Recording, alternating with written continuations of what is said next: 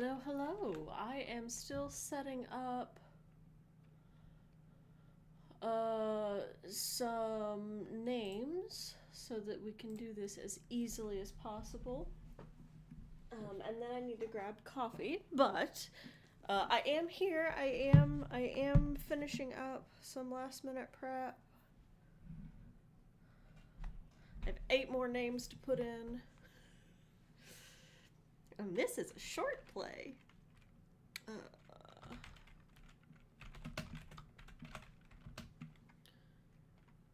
just gonna do that. We're just.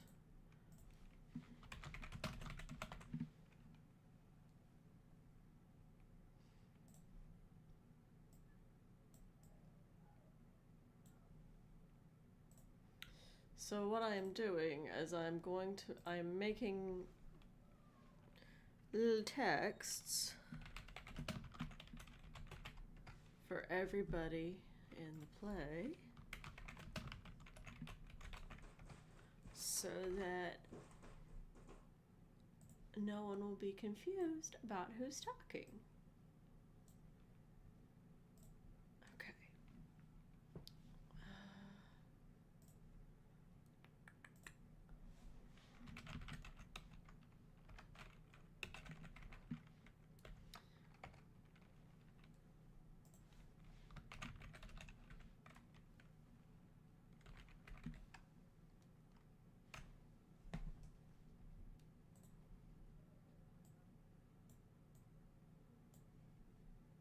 Okay, so we'll just put that in there. And they're kind of in general areas, mostly because I don't want all of them overlapping. Although if I've misjudged who has scenes with who, oops, then I can always move them around.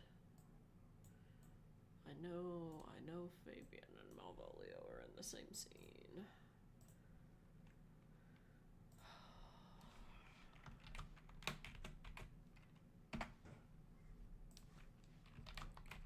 Also, I apologize if y'all can hear fireworks.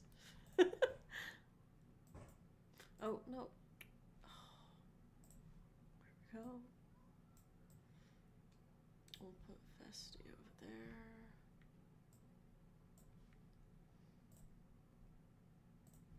And yes, this does mean I'm going to have to scroll through all these names and make sure I've grabbed the correct ones. But, okay, so this one needs to go off in a corner because it is a big character.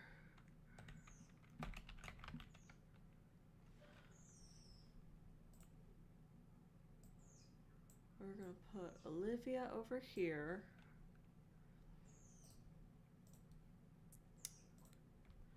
We're going to put Viola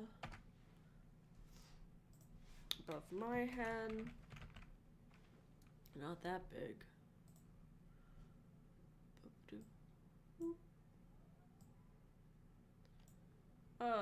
Malvolio is also there.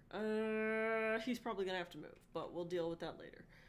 And then, last but not least, we have Maria. Also, I am not making. I'm not making one for the various townspeople, but there are various townspeople. Okay, so give me just a second. Let me go grab some coffee, and then we will get started in earnest. I'll be right back.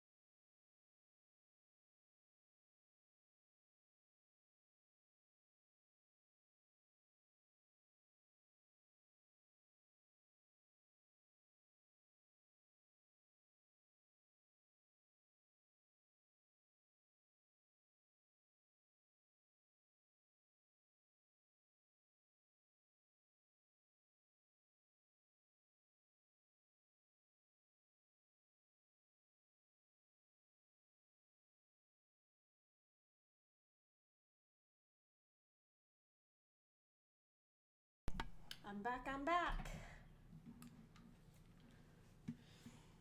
Okay, here we go. So I hope everyone is having a happy New Year's Eve, and let us get into Shakespeare. Alrighty, so me, as like a dozen different people, I'll be reading Twelfth Night, because A, it's short, and B, I like it. So, the qualifications, and hopefully the fireworks are done. I know they're not, but I really want them to be.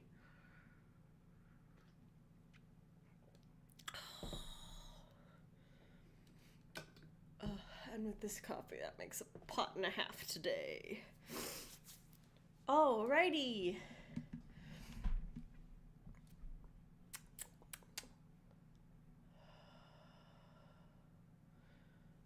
Oh, is he labeled as the Duke in all of my stuff? He is.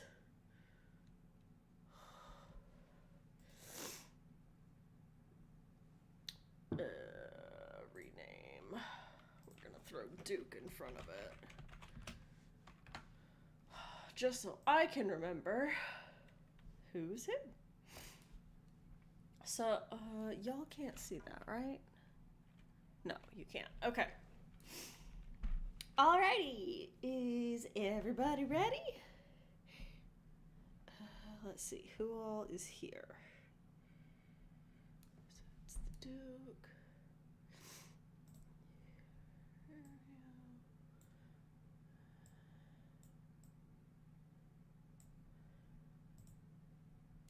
And I've done goofed. There we go. So hopefully this will be fairly straightforward.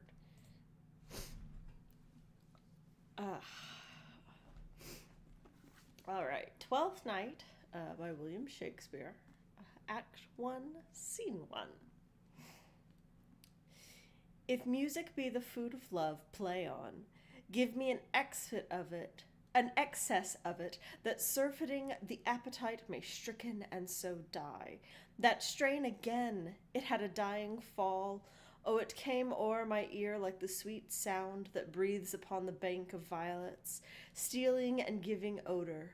Enough, no more. 'Tis not so sweet now as it was before. O spirit of love, how quick and fresh art thou, that, notwithstanding thy capacity, receiveth as the sea, not enters there, of what validity and pitch soe'er, but falls into abatement and low price, even in a minute, so full of shapes is fancy, that it alone is high fantastical.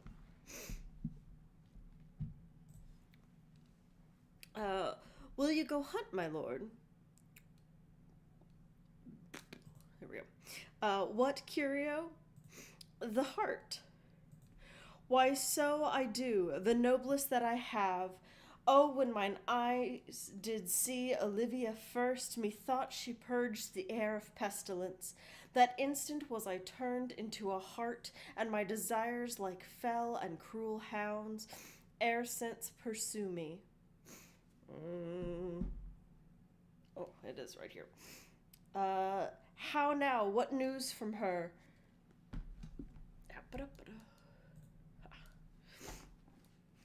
So please, my lord, I might not be admitted, but from her handmaid do return this answer.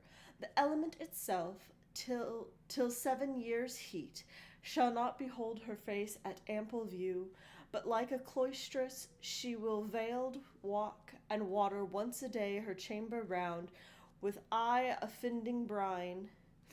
All to this season, a brother's dead love, which she would keep fresh and lasting in her sad remembrance.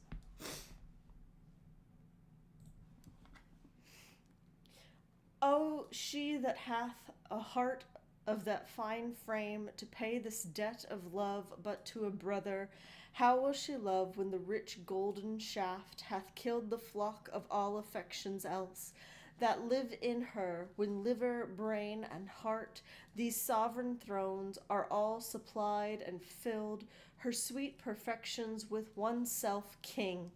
Away before me to sweet beds of flowers, love thoughts lie rich when canopied with bowers.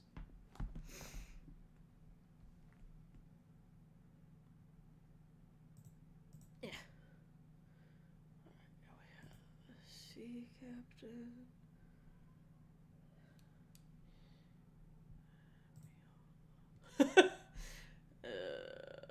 Which one's the one that's gonna talk the most? We're gonna turn the captain on and off. Yeah, we're gonna turn the captain on and off. Because he's not the main character. Scene 2. What country, friends, is this? This is Illyria, lady. And what should I do in Illyria? My brother, he is in Elysium.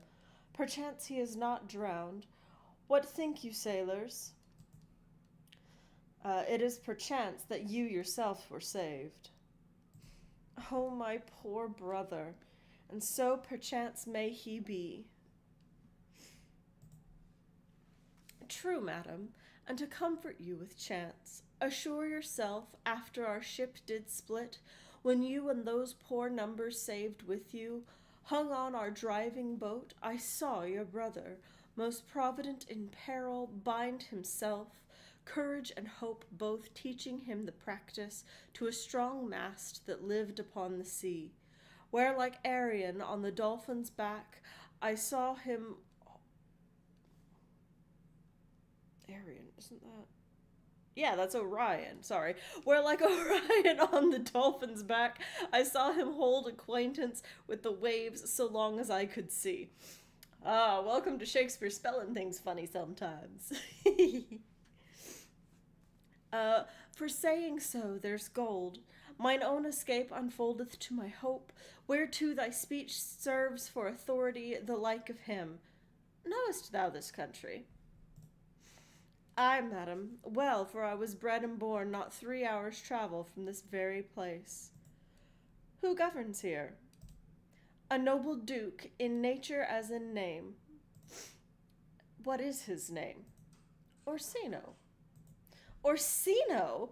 I have heard my father name him. He was a bachelor then. And so is now, or was so very late. For but a month ago I went from hence, and then 'twas fresh in murmur, as you know, what great ones do the less will prattle of, that he did seek the love of fair Olivia. What's she? A virtuous maid, the daughter of a count that died some 12 months since, then leaving her in the protection of his son, her brother, who shortly also died, for whose dear love, they say, she hath abjured the company and sight of men. Oh, that I served that lady, and might not be delivered to the world till I had made mine own occasion mellow what my estate is. That were hard to compass, because she will admit no kind of suit, not the Duke's. There is a fair behavior in thee, captain, and though that nature with a beauteous wall doth oft close in pollution, yet of thee I will believe thou hast a mind that suits with this thy fair and outward character. I pray thee, I'll pay thee bounteously. Conceal me what I am, and be my aid, for such disguise shall haply become the form of my intent. I'll serve this Duke. Thou shalt present me as a eunuch to him. It may be worth thy pains, for I can sing and speak to him in many sorts of music that will allow me very worth his service. What else mayhap to time I will commit, only shape thou thy silence to my wit. Be you his eunuch, and your mute I'll be. When my tongue blabs, let mine eyes not see. Oh, nope, that was the captain, sorry. Be you his eunuch, and your mute I'll be. When my tongue blabs, let mine eyes not see. I thank thee, lead me on.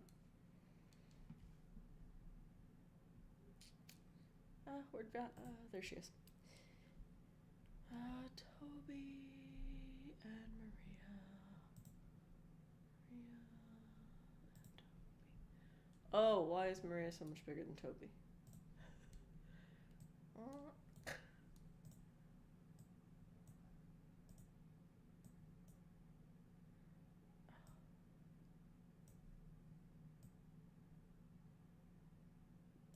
Okay.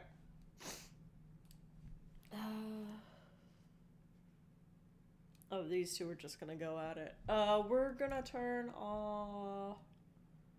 We're gonna do Maria. Scene 3.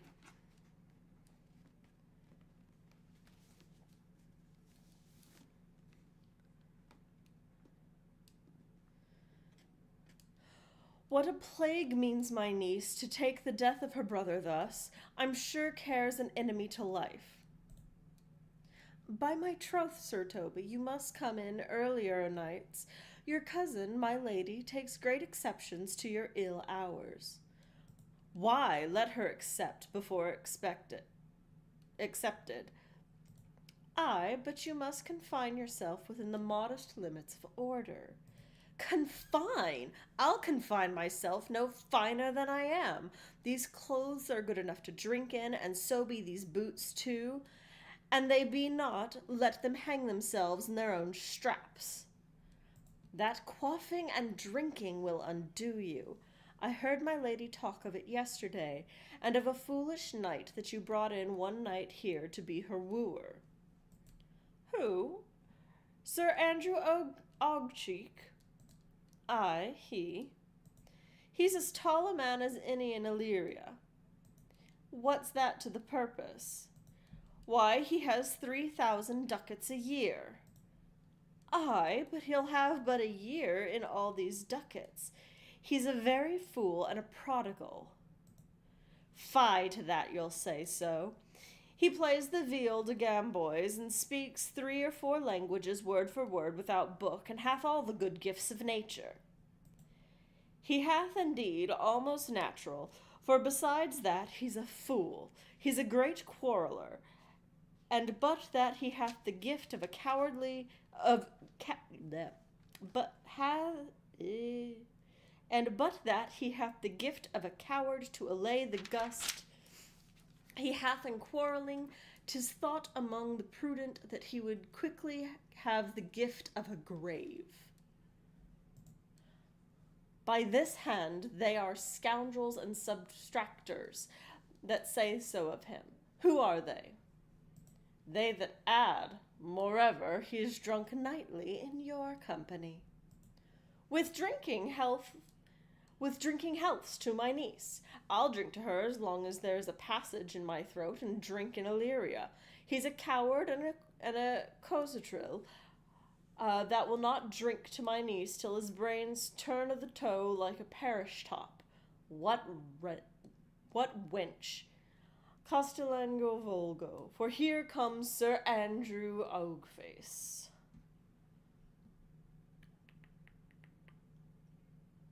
Oh no, I'm gonna have to do multiple people.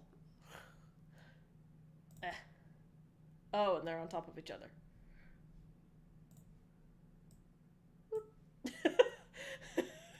See, this is why I said I had to be able to move them if I needed to.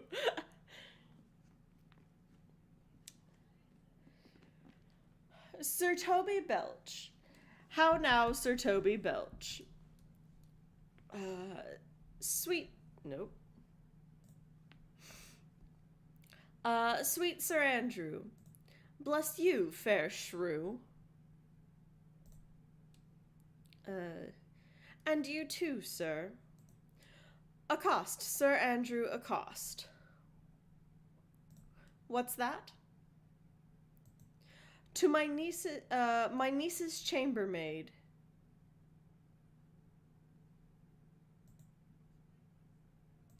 wrong one. No, my niece's chambermaid. I turned off the wrong one. Good mistress accost, I desire better acquaintance. My name is Mary, sir. Good mistress Mary accost. Oh no, this is...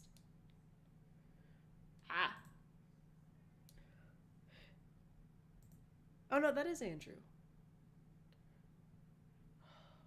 I wish this were easier to do all the names, but that's okay. Good mistress Mary accost. You mistake, knight. Accost is front of her, board her, woo her, assail her. By my troth, I would not undertake her in this company. Is that the meaning of accost? Fare ye well, gentlemen. And thou let part so, Sir Andrew, would thou mightest never draw sword again.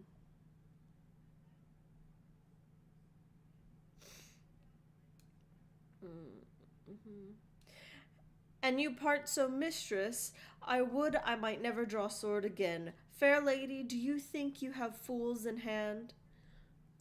Sir, I have not you by the hand. Marry, but you shall have, and here's my hand. Now, sir, thought is free. I pray you bring your hand to the buttery bar and let it drink. Wherefore, sweetheart, what's your metaphor? It's dry, sir. Why, I think so. I am not such an ass, but I can keep my hand dry. What's your jest? A dry jest, sir. Are you full of them? Aye, sir, I have them at my fingers' ends. Marry now, I'll let go your hand, I'm barren.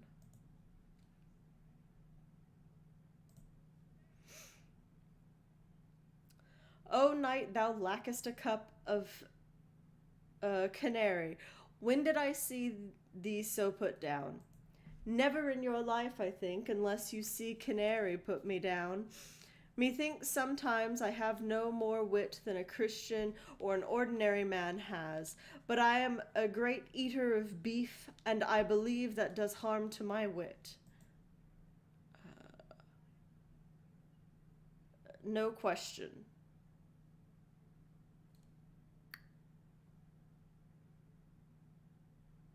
Nope, I did this backwards. No question. And I thought that I'd forswear it. I'll ride home tomorrow, Sir Toby. Pourquoi, my dear knight? What is pourquoi? Do or not do?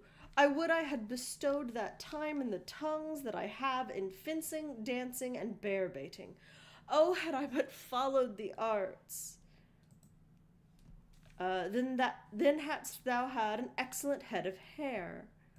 Why would that have mended my hair? Past question, for thou seest it will not curl by nature. But it becomes me well enough, does it not? Excellent. It hangs like flax on a distaff, and I hope to see a housewife take thee between her legs and spin it off. Faith, I'll home tomorrow, Sir Toby. Your niece will not be seen, or if she be, it's 4 to 1 she'll none of me. The Count himself here, hard by, woos her. She'll none of the Count. She'll not match above her degree, neither in estate, years, nor wit. I've heard her swear it. Tut, there's life into man. I'll stay a month longer. I am a fellow of the strangest mind in the world. I delight in masques and revels, sometimes all together. Art thou good at these kickshawses, knight? As any man in Illyria, whatsoever he be, under the degree of my betters, and yet I will not compare with an old man. What is thy excellence in a galliard, knight? Faith, I can cut a caper, and I can cut the mutton to it. And I think I have the back trick simply as strong as any man in Illyria.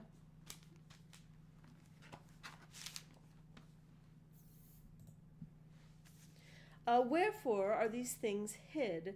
Wherefore have these gifts a curtain before them? Are they like to take dust like Mistress Mall's picture?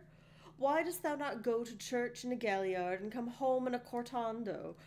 My very walk should be a jig. I would not so much as make water but in a syncopace. What dost thou mean? It is a world to hide virtues in. I did think by the excellent constitution of thy leg, it was formed under the star of a galliard. Aye, 'tis strong, and it does indifferent well in a flame-colored sock. Shall we set about some revels?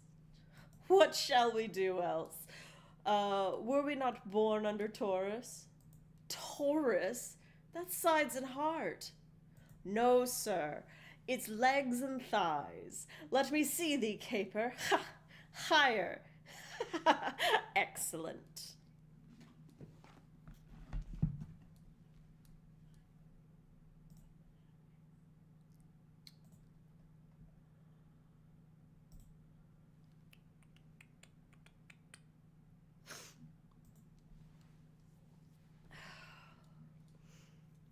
Scene 4.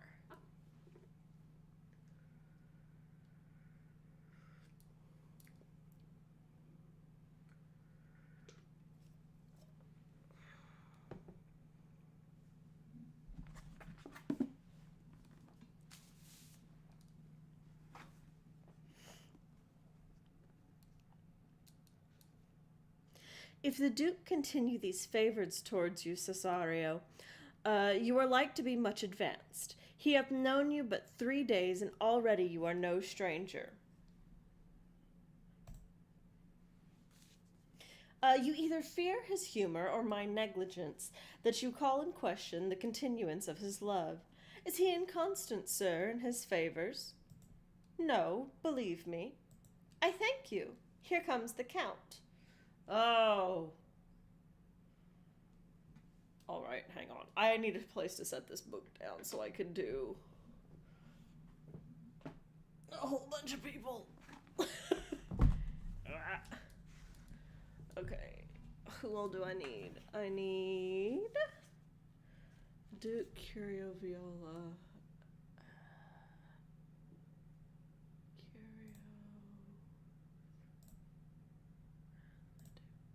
All right.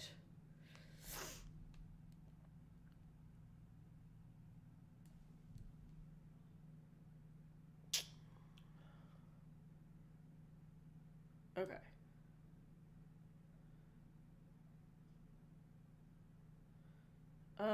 We're gonna leave Viola up. Yeah. Okay, Kira and Valentine are also here. The Duke is gonna be up and down. Alright. Who saw Cesario Ho? On your attendance, my lord, here. Stand you a while aloof, Cesario. Thou knowest no less but all. I have unclasped to thee the book even of my secret soul. Therefore, good youth, address thy gate unto her. Be not denied access. Stand at her doors, and tell them there thy fixed foot shall grow till thou hast audience.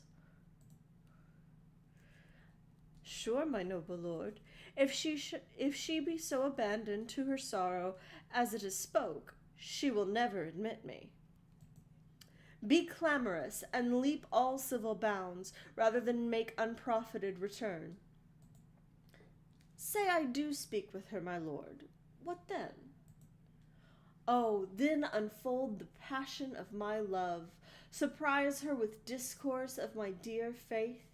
It shall become thee well to act my woes. She will attend it better in thy youth than a Nuncino's of more grave aspect. I think not so, my lord. Dear lad, believe it, for they shall yet belie thy happy years that say thou art a man. Diana's lip is not more smooth and rubious, thy small pipe is as the maiden's organ, shrill and sound, all assemblative a woman's part. I know thy constellation is right apt.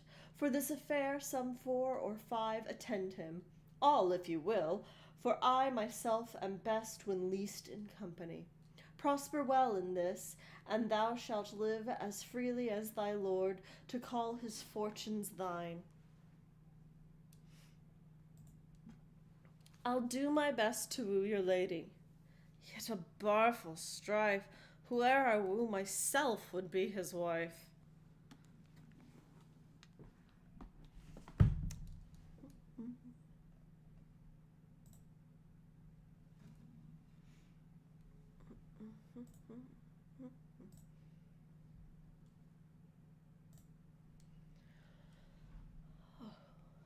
Okay.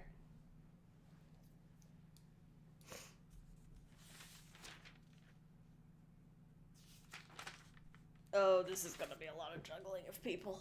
Okay. But not to start with, so let's start with this. Nay, either tell me where thou hast been, or I will not open my lips so wide as a bristle may enter in way of thy excuse. My lady will hang thee for thy absence. Let her hang me. He that is well hanged in this world needs to fear no colors. Make that good. He shall see none to fear. A good Linton answer. I can tell thee where that saying was born of I fear no colors. Where, good Mistress Mary? In the wars, and that may you be bold to say in your foolery. Well, God give them wisdom that have it, and those that are fools let them use their talents. Yet you will be hanged for being so long absent, or be turned away.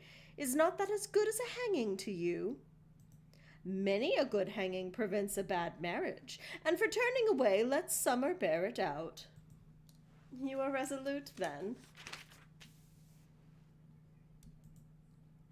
Not so, neither, but I am resolved on 2 points. That if one break, the other will hold, or if both break, your Gascons fall. Apt, in good faith, very apt. Well, go thy way. If Sir Toby would leave drinking, thou wert as witty a piece of Eve's flesh as any in Illyria. Peace, you rogue, no more of that. Here comes my lady. Make your excuse wisely. You were best.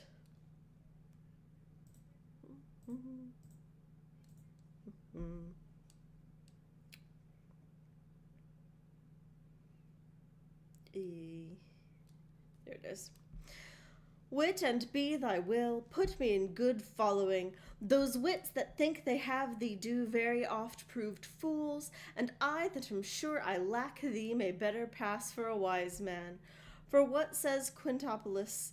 Better a witty fool than a foolish wit. God bless thee, lady. Take the fool away. Do you not hear, fellows? Take away the lady. Go to, you're a dry fool. I'll know more of you. Besides, you grow dishonest. And I missed my thing. I missed the click. 2 faults, Madonna, that drink and good counsel will amend. Forgive the dry fool drink, then the fool is not dry. Bid the dishonest man mend himself. If he mend, he is no longer dishonest. If he cannot, let the botcher mend him. Anything that's mended is but patched. Virtue that transgresses is but patched with sin, and sin that amends is but patched with virtue. If that, this simple syllogism will serve so. If it will not, what remedy? As there is no true cuckold but calamity, so beauty's a flower. The lady bade take away the fool, therefore again I say take her away. Sir, I bade them take away you.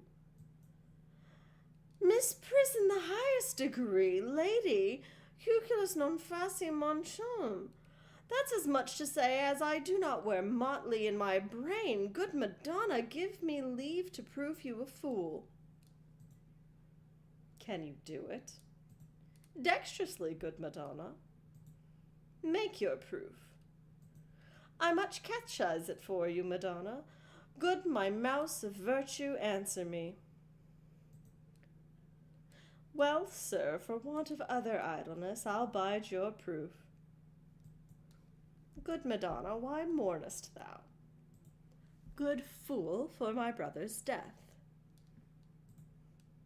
I think his soul is in hell, Madonna. I know his soul is in heaven, fool. The more fool, Madonna, to mourn for your brother's soul being in heaven. Take away the fool, gentlemen. What think you of this fool, Malvolio? Doth he not mend? Ta-da!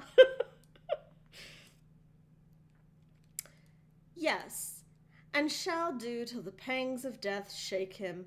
Infirmity that decays the wise doth ever make the better fool.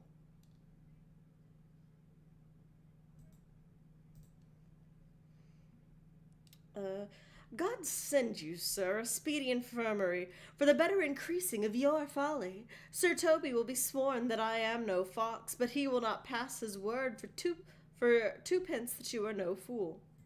How say you to that, Malvolio? I marvel your ladyship takes delight in such a barren rascal.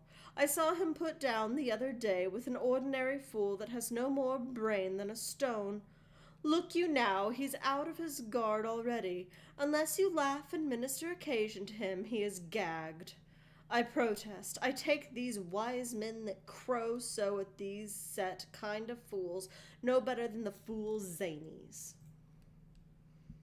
Oh, you are sick of self-love, Malvolio, and taste with a distempered appetite. To be generous, guiltless, and free of disposition is to take those things for bird bolts that you deem cannon bullets. There is no slander in an allowed fool, though he do nothing but rail, nor no railing in a known discreet man, though he do nothing but reprove. Now Mercury endue thee, for thou speakest well of fools.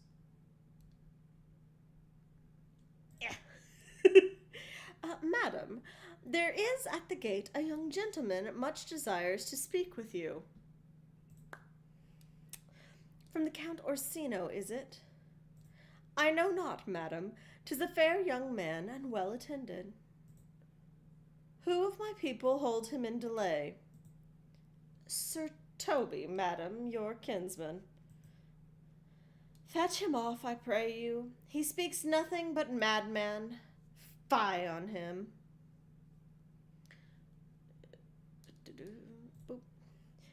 Go you, Malvolio.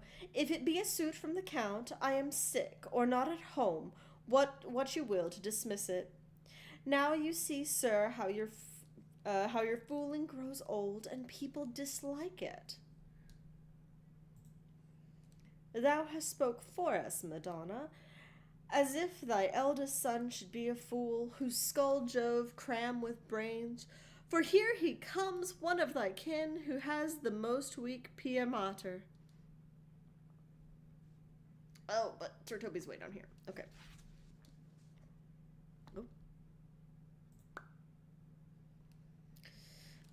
By mine honor, half drunk.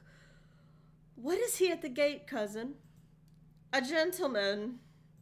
A gentleman? What gentleman? 'Tis a gentleman here, a plague of these pickle herring. How now, sot?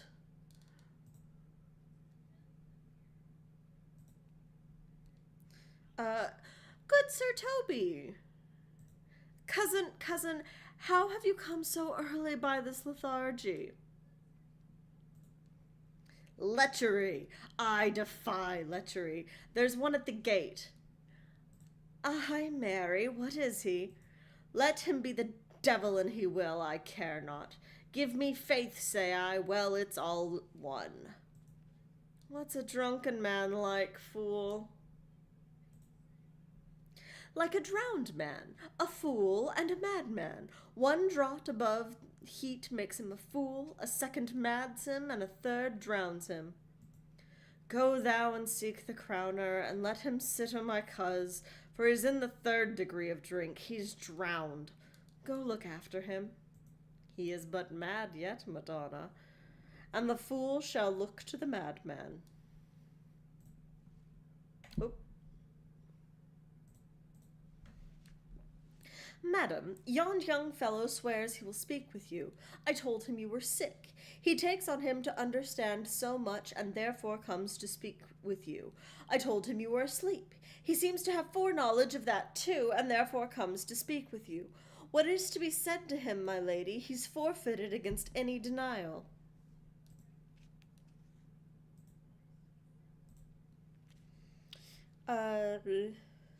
Tell him he shall not speak with me. Has been told so. And he says he'll stand at your door like a sheriff's post and be the supporter to a bench, but he'll speak with you. What kind of man is he? Why, of mankind. What manner of man? A very ill manner. He'll speak with you, will you or no. Of what personage and years is he? Not yet old enough for a man, nor young enough for a boy, as a squash is before it's peacod, or a codling when it's almost an apple. 'Tis with him in standing water between boy and man. He is very well favored, and speaks very shrewishly. One would think his mother's milk were scarce out of him.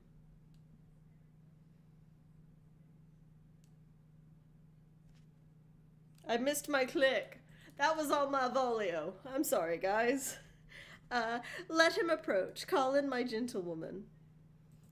Gentlewoman, my lady calls. I'm just gonna make fun popping noises when new characters show up on scene. Oh.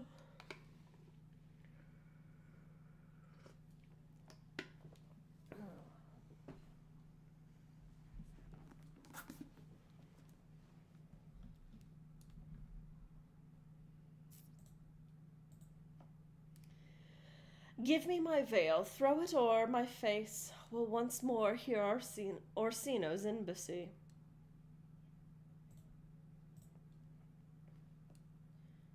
The honorable lady of the house, which is she?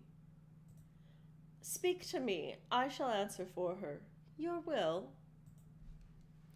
Most radiant, exquisite, and unmatchable beauty, I pray you tell me if this be the lady of the house, for I never saw her. I would be loath to cast away my speech, for besides that is excellently well pinned, I have taken great pains to con it.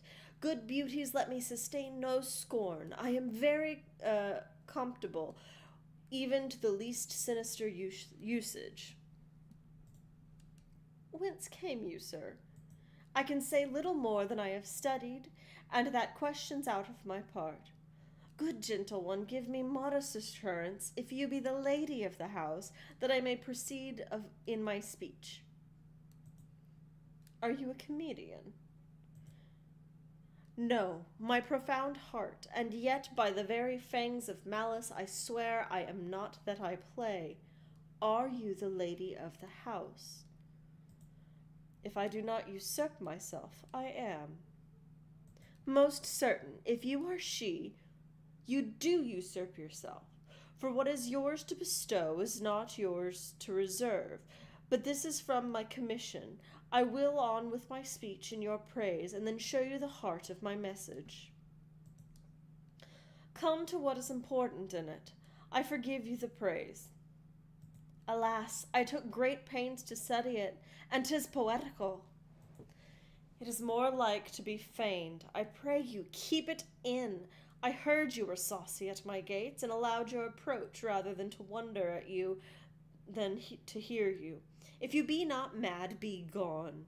If you have reason, be brief. 'Tis not the time of moon with me to make one in so skipping a dialogue. Will you hoist sail, sir? Here lies your way.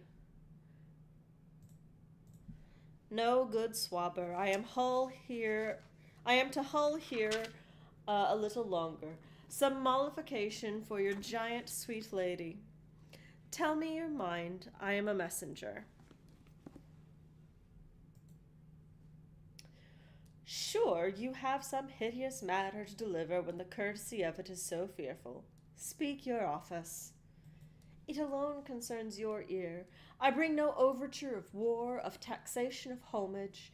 I hold the olive in my hand. My words are as full of peace as matter. Yet you begin rudely. What are you? What would you? The rudeness that hath appeared in me have I learned from my entertainment. What I am and what I would are as secret as a maidenhead. To your ears, divinity, to any other's profanation. Give us the place alone. We will hear this divinity. Now, sir, what is your text? Most sweet lady, a comfortable doctrine, and much may be said of it. Where lies your text? In Orsino's bosom. In his bosom? In what chapter of his bosom? To answer by the method, in the first of his heart. Oh, I have read it. It is heresy. Have you no more to say? Good madam, let me see your face. Have you any commission from your lord to negotiate with my face? You are now out of your text, but we will draw the curtain and show you the picture. Look you, sir. Such a one I was this present. 'Tis not well done. Excellently done, if God did all. 'Tis in grain, sir, 'twill endure wind and weather. 'Tis beauty truly blent, whose red and white nature's own sweet and cunning hand laid on. Lady, you are the cruelest she alive, if you will lead these graces to the grave and leave the world no copy. Oh, sir, I will not be so hard-hearted. I will give out divers schedules of my beauty. I shall be inventoried and every particle and utensil labeled to my will as item, 2 lips indifferent red. Item, 2 gray eyes with lids to them. Item, 1 neck, 1 chin, and so forth. Were you sent hither to praise me? I see you what you are. You are too proud. But if you were the devil, you are fair. My lord and master loves you. Oh, such love could be but recompensed though you were crowned, the nonpareil of beauty. How does he love me? With adorations, fertile tears, with groans that thunder love, with sighs of fire. Your lord does not know my mind. I cannot love him. Yet I suppose him virtuous, know him noble, of great estate, of fresh and stainless youth, in voices well divulged, free, learned, and valiant, in dimension and the shape of nature, a gracious person. But yet I cannot love him. He might have took his answer long ago. If I did love you in my master's flame, with such suffering, such a deadly life, in your denial I would find no sense. I would not understand it. Why? What would you? Make me a willow cabin at your gate, and call upon my soul within the house, write loyal cantons of condemned love, and sing them loud even in the dead of night, hallow your name to reverberant hills, and make the babbling gossip of the air, cry out, Olivia! Oh, should you not rest between the elements of air and earth, but you should pity me. You might do so much.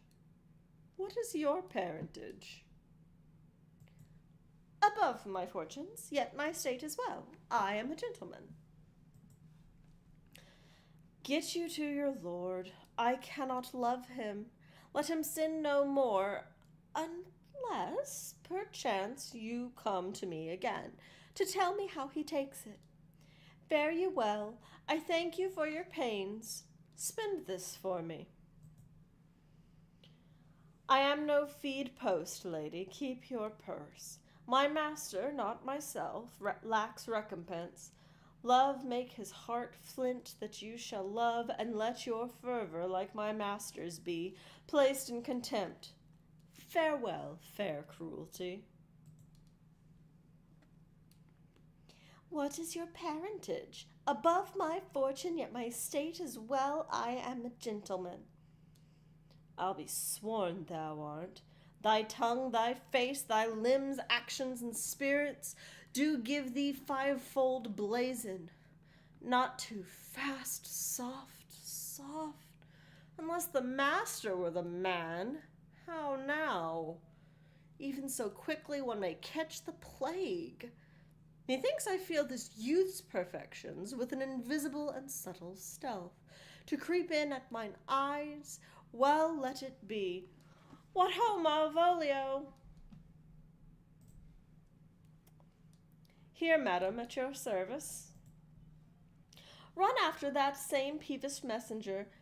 'Tis the county's man. He left this ring behind him. Would I or not, tell him I'll none of it. Desire him not to flatter with his lord, nor hold him up with hopes. I am not for him. If that the youth will come this way tomorrow, I'll give him reasons for it. Hie thee, Malvolio.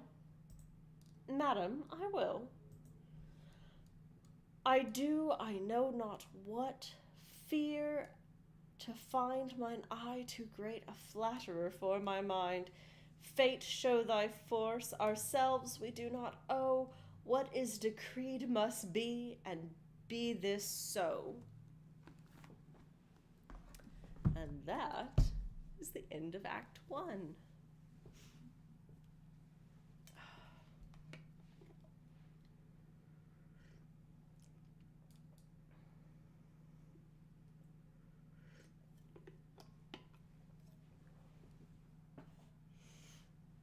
Okay. Let me get the next group ready.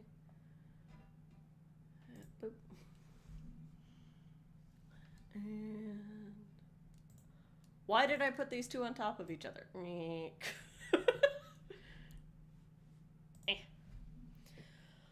Alrighty. Act 2, Scene 1.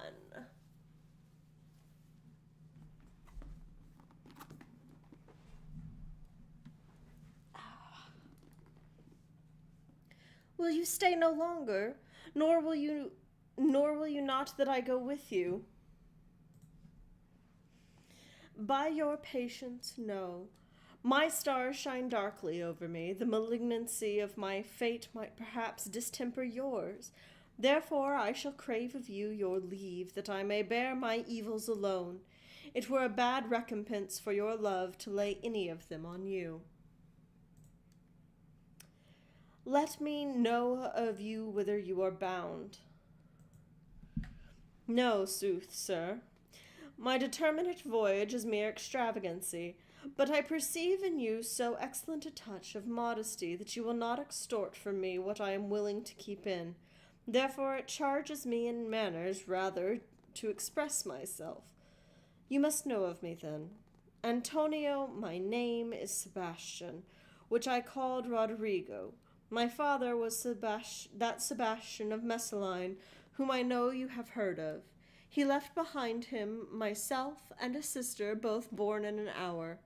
If the heavens had been pleased, would we have so ended... Yeah, okay. Would we had so ended, but you, sir, altered that. For some hour before you took me from the breach of the sea, was my sister drowned. Alas the day!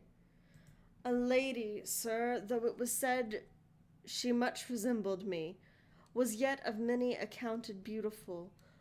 But though I could not with such estimable wonder over far believe that, yet thus far I will boldly publish her.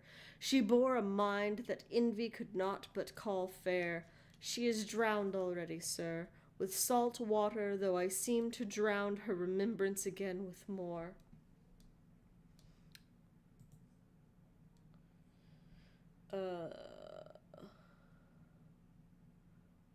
Nope, wrong one. Pardon me, sir, your bad entertainment. Oh, good Antonio, forgive me your trouble. If you will not murder me for my love, let me be your servant. If you will not undo what you have done, that is, kill him whom you have recovered, desire it not. Fare you well at once, my bosom is full of kindness, and I am yet so near the manners of my mother that upon the least occasion of more mine eyes will tell tales of me. I am bound to the Count Orsino's court. Farewell. The gentleness of all the gods go with thee. I have many enemies in Orsino's court, else I would very shortly see thee there. But come what may, I do adore thee so, that danger shall seem sport, and I will go.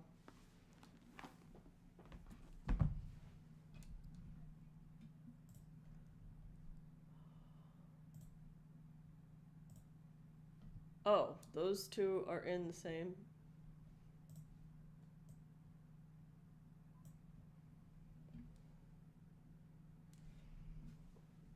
Same spot. Okay, there we go.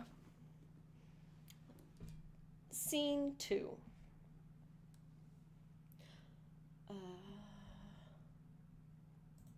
I'll toggle Malvolio on and off. Were you not even now with the Countess Olivia? Even now, sir, on a moderate pace I have since arrived but hither. She returns this ring to you, sir.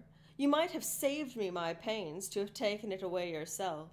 She adds, moreover, that you should put your lord in a desperate assurance that she will none of him, and one thing more, that you be never so hardy as to come again in his affairs, unless it too be report your lord's taking of this. Receive it so.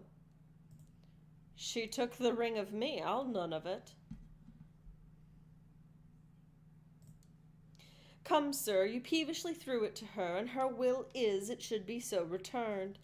If it be worth stooping for, there it lies in your eye. If not, be it his that finds it. I left no ring with her. What means this lady? Fortune forbid my outside not have charmed her.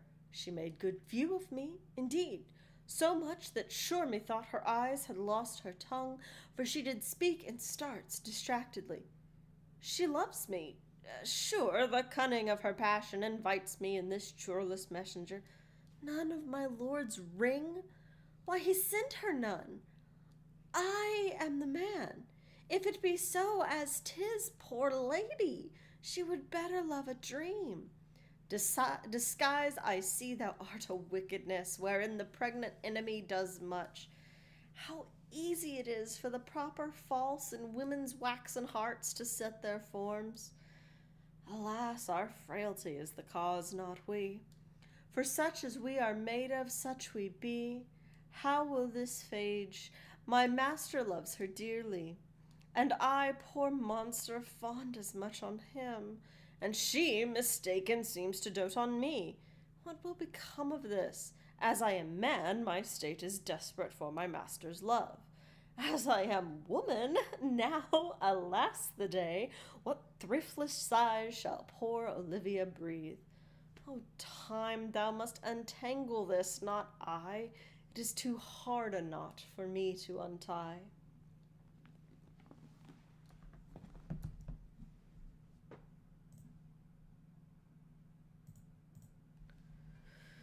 I'm gonna pop Andrew on and off. Alrighty. Scene 3. Approach, Sir Andrew. Not to be abed after midnight is sure to be up betimes, and dulcuno surge thou know'st. Nay, by my troth, I know not, but I know to be up late is to be up late. A false conclusion. I hate it as an unfulfilled can. To be up after midnight and to go to bed then is early, so that to go to bed after midnight is to go to bed betimes. Does not our life consist of the four elements? Faith, so they say, but I think it rather consists of eating and drinking. Thou art a scholar. Let us therefore eat and drink. Marian, I say, a stoup of wine. And here comes the fool of faith. There he is. Oh no.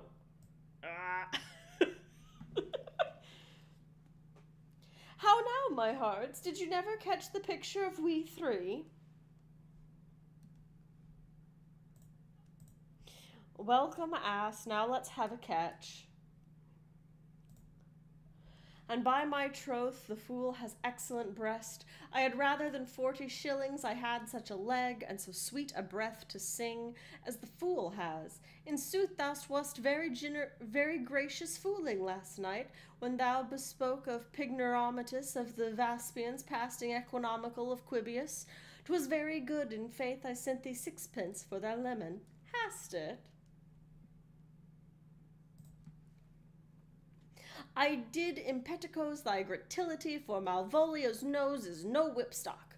My lady has a white hand, and thy myrmidons are no bottle ale houses.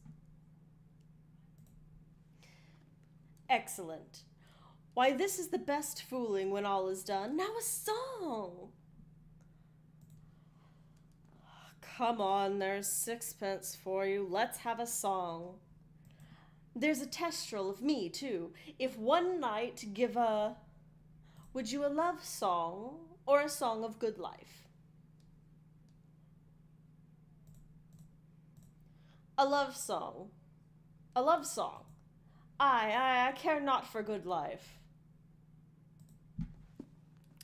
O mistress mine, where are you roaming? O stay and hear your true love's coming, that can sing both high and low. Trip no further, pretty sweeting, journey's end in lovers' meeting, every wise man's son doth know. Excellent. Good, in faith. Oh, nope, not him. Good, good. What is love? 'Tis not hereafter. Present mirth hath present laughter. What's to come is still unsure. In delay there lies no plenty. Them come kiss me sweet and 20. Youth's a stuff will not endure. And mellifluous voice, as I am a true knight, a contagious breath, very sweet and contagious in faith. To hear by the nose it is dulcet contagion. But shall we make the welkin dance indeed? Shall we rouse the night owl in a catch, that we draw 3 souls out of one weaver? Shall we do that? An you love me, let's do it. I am dog on a catch. By Our Lady, sir, and some dogs will catch well. Most certain, let our catch be thou, knave. Hold thy peace, thou knave knight. I shan't be constrained in to call thee knave knight. 'Tis not the first time I have constrained one to call me knave. Begin, fool. It begins, hold thy peace. I shall never begin if I hold my peace. Good and faith, come again.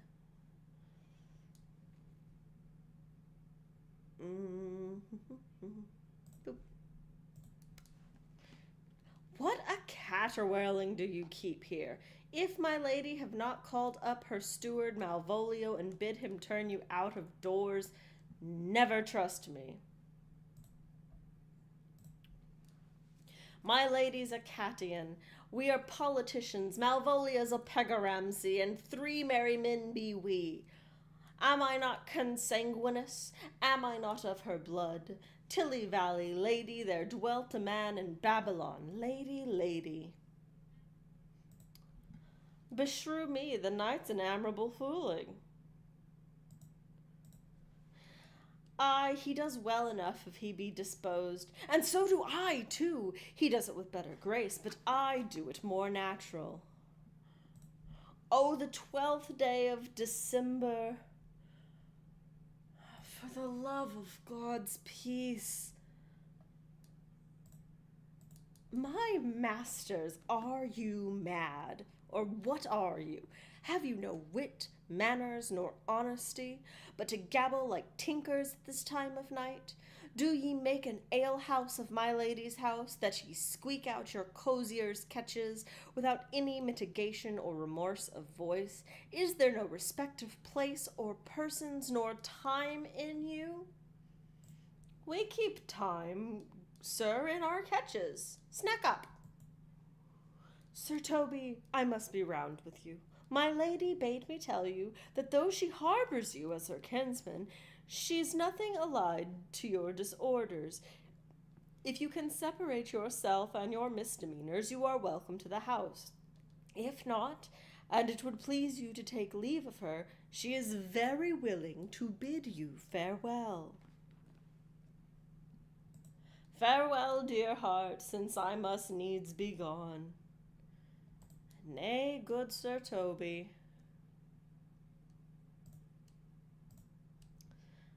His eyes do show his days are almost gone. Oh no, they're on top of each other. There we go. Is it even so?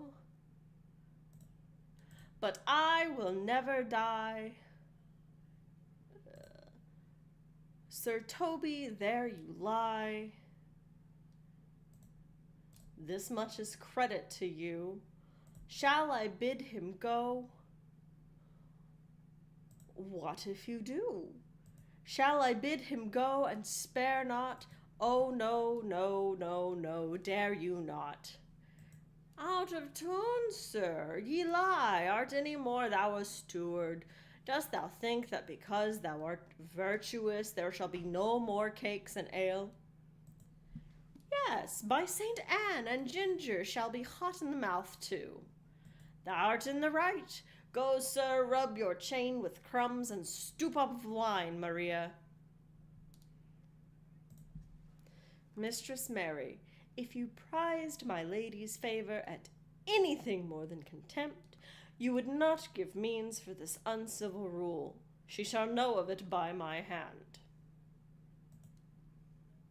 Go shake your ears. And 'twere good as deed to drink when a man's hungry, to challenge him in the field, and then to break promise with him, and make a fool of him. Do it, knight, I'll write thee a challenge, or deliver thy indignation to him by word of mouth. Sweet Sir Toby, be patient for tonight. Since the youth of the Count's was today with my lady, she is much out of quiet. For Monsieur Malvolio, let me alone with him. If I do not gull him into a nay word, and make him a common recreation, do not think I have wit enough to lie straight in my bed. I know I can do it. Possess us, tell us something of him. Marry, sir, he is some kind of Puritan.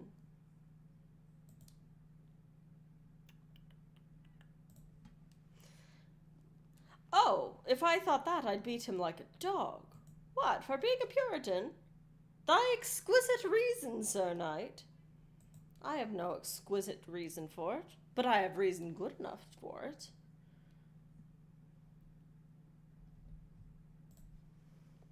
The devil a Puritan that he is, or anything constantly but a time-pleaser, an affectioned ass that constate with book and utters it by great swaths, the best persuaded of himself, so crams as he thinks with excellencies that it is his grounds of faith that all that look on him love him.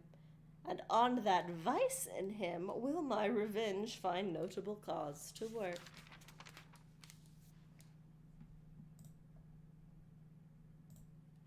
What wilt thou do? I will drop in his way some obscure epistles of love, wherein by the color of his beard, the shape of his leg, the manner of his gait, the expression of his eye, forehead, and complexion, he shall find himself most feelingly personated. I can write very like my lady your niece. On a forgotten matter we can hardly make distinction of our hands. Excellent. I smell a device. There it is.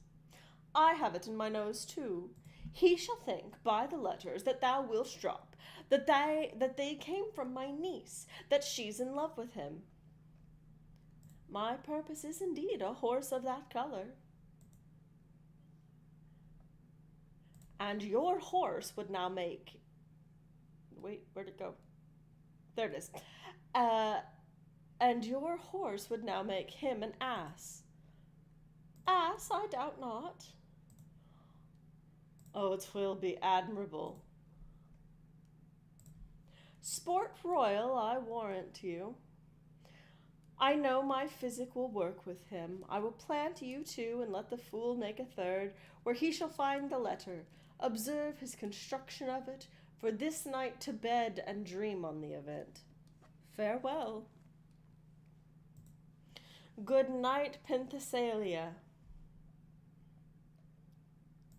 Before me, she's a good wench.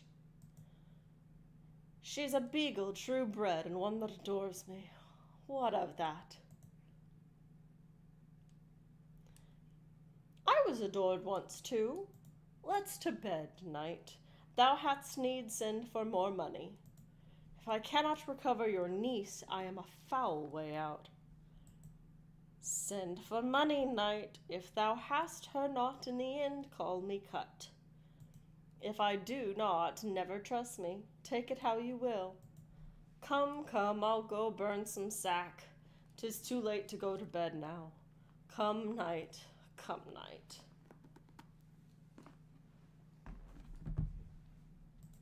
No.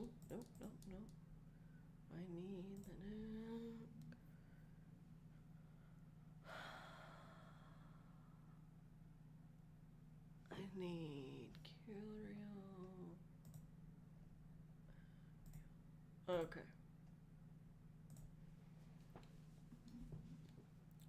The problem with reading this out of my unabridged Shakespeare book is it's very heavy in one hand. But I've realized if I set it down and lean forward, y'all can't see me.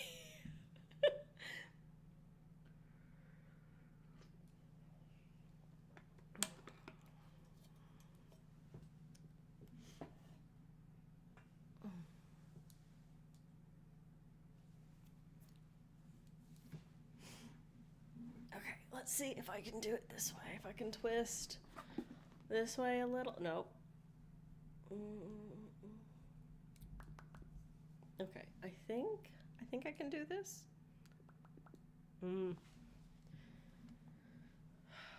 Let's see if I can lean this way. Scene 4. Oh, I can't do it this way. Because I have to be able to toggle my buttons.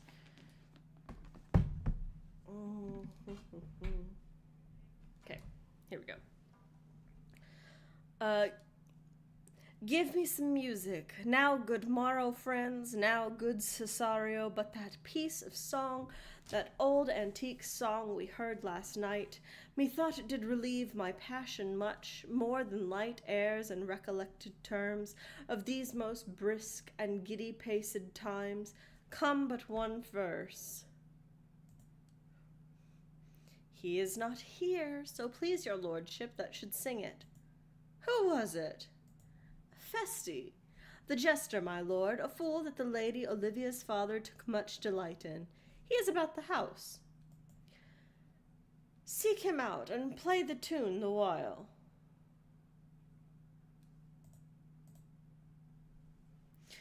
Come hither, boy. If ever thou shalt love in the sweet pangs of it, remember me, for such as I am, all true lovers are. unstead and skittish in all motions else, same in the constant image of the creature that is beloved. And my tracking's being dumb. There we go. How dost thou like this tune?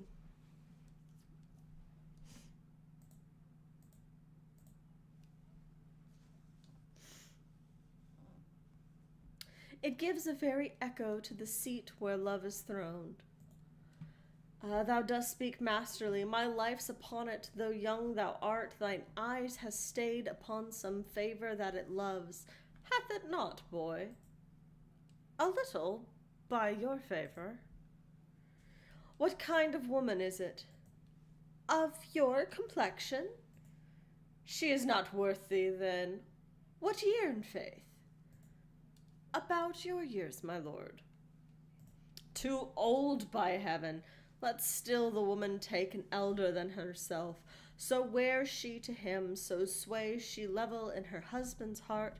For boy, however we do praise ourselves, our fancies are more giddy and unfirm, more longing, wavering, sooner lost and worn than woman's are. I think it well, my lord. Then let thy love be younger than thyself, or thy affection cannot hold the bent, for women are as roses, whose fair flower being once displayed doth fall that very hour. And so they are, alas that they are so, to die even when they to perfection grow. Oh, fellow, come, the song we had last night, mark it, Cesario. It is old and plain, the spinsters and knitters in the sun, and the free maids that weave thread with bones, do use to chant it. It is silly sooth, and dallies with the innocence of love, like old age. Are you ready, sir? I, prithee, sing. Come away, death, and in sad cypress let me be lay. Fly away, breath, I am slain by a fair cruel maid. My shroud of white stuck all with you, oh, prepare it. My part of death no one so true did share it. Not a flower sweet, on my black coffin let there be strown. Not a friend, greet my poor corpse where my bones shall be thrown. 1,000 sighs to save. Lay me, oh, where sad true lover never find my grave, to weep there. There, for thy pains. No pains, sir, I take pleasure in singing. I'll pay thy pleasure, then. Truly, sir, and pleasure will be paid one time or another. Give me now leave to leave thee. Now the melancholy god protect thee, and the tailor make thy doublet of changeable taffeta, for thou mind is a very opal. I would have men of such consistency put to sea, that their business might be everything, and their intent everywhere, for that it makes a good voyage of nothing.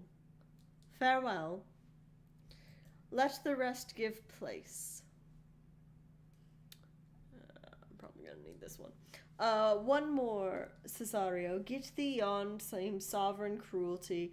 Tell her my love, more noble than the world, prizes not quantity of dirty lands, the parts that fortune hath bestowed upon her. Tell her I hold as giddily as fortune, but 'tis that miracle and queen of gems that nature pranks her and attracts my soul. But if she cannot love you, sir? I cannot be so answered. Sooth you must. Say that some lady, as perhaps there is, hath for your love as great a pang of heart as you have for Olivia. You cannot love her. You tell her so. Must she not then be answered? There is no woman's sides can bide the beating of so strong a passion as love doth give my heart. No woman's heart so big to hold so much. They lack retention. Alas, their love may be called appetite, no motion of the liver but the palate, that suffers surfeit, cloyment, and revolt. but mine is all hungry as the sea, and can digest as much. Make no compare between the love a woman can bear me and what I owe Olivia. Ay, but I know. What dost thou know? Too well what love women to men may owe. In faith they are as true of heart as we. My father had a daughter loved a man. As might it be, perhaps, were I a woman, I should your lordship. And what her history? A blank, my lord. She never told her love, but let concealment like a worm in bud feed on her damask cheek. She pined in thought, and with green and yellow melancholy sat like Patience on a monument, smiling at grief. Was not this love indeed? We men may say more, swear more, but indeed our shows are little more than will, for still we prove much in our vows, but little in our love. But died thy sister of her love, my boy? I am all the daughters of my father's house, and all the brothers too, and yet I know not. Sir, shall I to this lady? Aye, that's the theme. To her in haste, give her this jewel, say my love can give no place, bide no denay.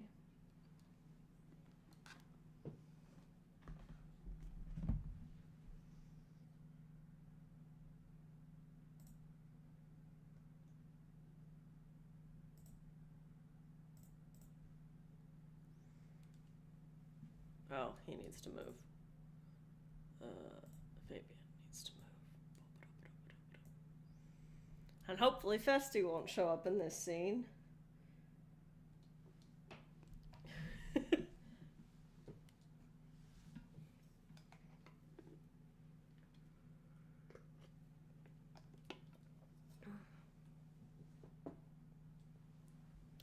Scene 5.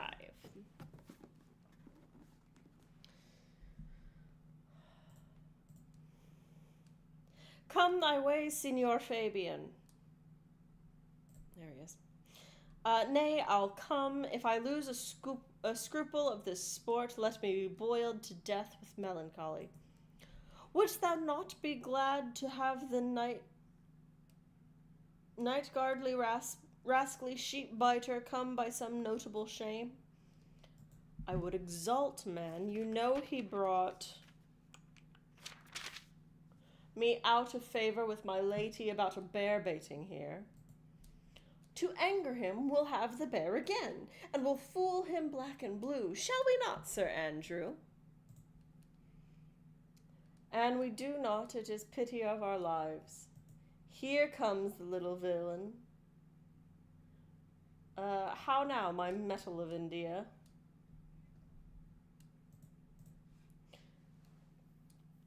Get ye all three into the box tree. Malvolio's coming down this walk. He has been yonder in the sun, practicing behavior to his own shadow this half hour. Observe him for the love of mockery, for I know this letter will make the contemplative idiot of him. Close in the name of jesting. Lie thou there, for here comes the trout that must be caught with tickling.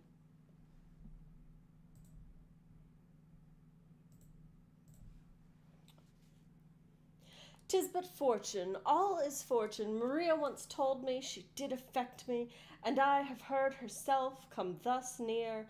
Should she fancy it should be one of my complexion? Besides, she uses me with more exalted respect than anyone else that follows her.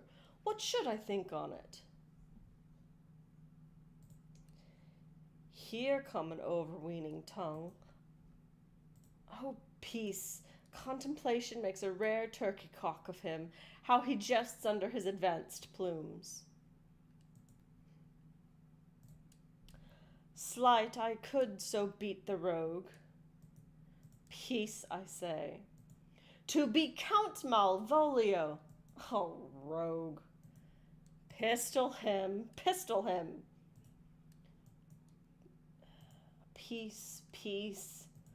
There's example for it. The lady of the starchy, of the strachey married the yeoman of the wardrobe. And fie on him, Jezebel. Oh, peace, now he's deeply in. Look how imagination blows him. Having been 3 months married to her, sitting in my state. Oh, for a stone bow to hit him in the eye. Calling my officers about me in my branched velvet gown, having come from a daybed where I have left Olivia sleeping. Fire and brimstone. Peace, peace. And then to have the humor of state, and after a demure travel of regard, telling them I know my place as I would they should do theirs, to ask for my kinsman Toby. Oh, no, wrong one. Bolts and shackles.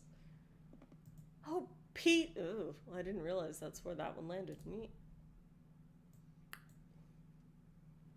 Oh, peace, peace.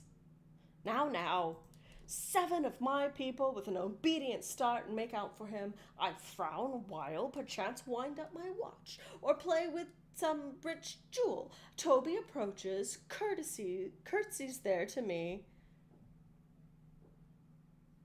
Shall be this fellow to live? Though our silence be drawn from us with cars, yet peace. Is that supposed to be Withers? Nope. With cars.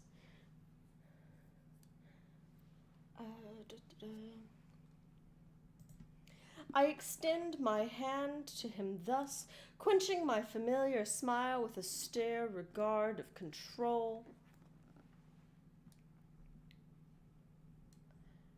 And does not Toby take you a blow on the lips then? Saying, cousin Toby, my fortunes having cast me on your niece, give me this prerogative of speech. To what? You must amend your drunkenness. Out, scab. Nay, patience, or we break the sinews of our plot. Beside, you waste the treasure of your tire with a foolish knight. That's me, I warrant you. One Sir Andrew, I knew 'twas I, for many do call me a fool. What employment have we here?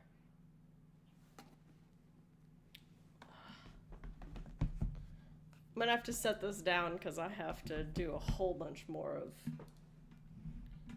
flickering between the people. Now the woodcock near the gin. Oh, peace and the spirit of humor's intimate reading aloud to him. By my life, this is my lady's hand.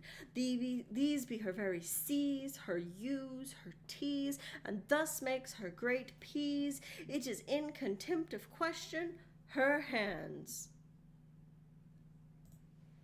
Her C's, her U's, her T's, why that? To the unknown beloved this and my good wishes. Her very phrases. By your leave, wax soft and impressure her Lucrece, with which she uses to seal. 'Tis my lady, whom should this be? This wins him, liver and all. Jove knows I love but who, lips do not move, no man must know, no man must know. What follows? The number's altered, no man must know, if this should be thee, Malvolio. Marry to hang thee, Brock. I may command where I adore, but silence like a Lucrece knife, with bloodless stroke my heart doth gore, M-O-A-I doth sway my life. A Faustian riddle. Excellent wench, say I. M-O-A-I doth sway my life. Nay, but first, let me see. What dish of poison has she dressed him? With what wing the stannel cheeks at it? I may command where I adore. Why, she may command me. I serve her. She is my lady. Why, this is evident in any formal capacity. There is no obstruction in this. And the end, what should that alphabetical position portend? If I could make that resemble something in me, softly, M-O-A-I, I make that up. He is now at cold scent. Souter will cry upon it, for all through it be as rank as a fox. Malvolio, why, that begins my name. Did I not say it would work out? The cur is excellent at faults. But then there is no consonancy in the sequel. That suffers under probation. A should follow, but O does. And O shall end, I hope. I'll cudgel him and make him cry, oh. And then I comes behind.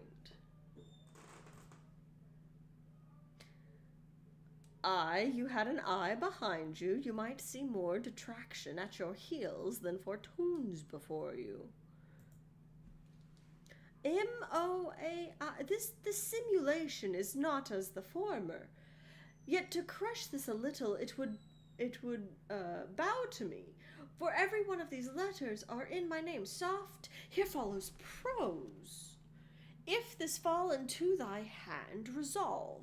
In my stars I am above thee, but be not afraid of greatness. Some are born great, some achieve greatness, and some have greatness thrust upon them.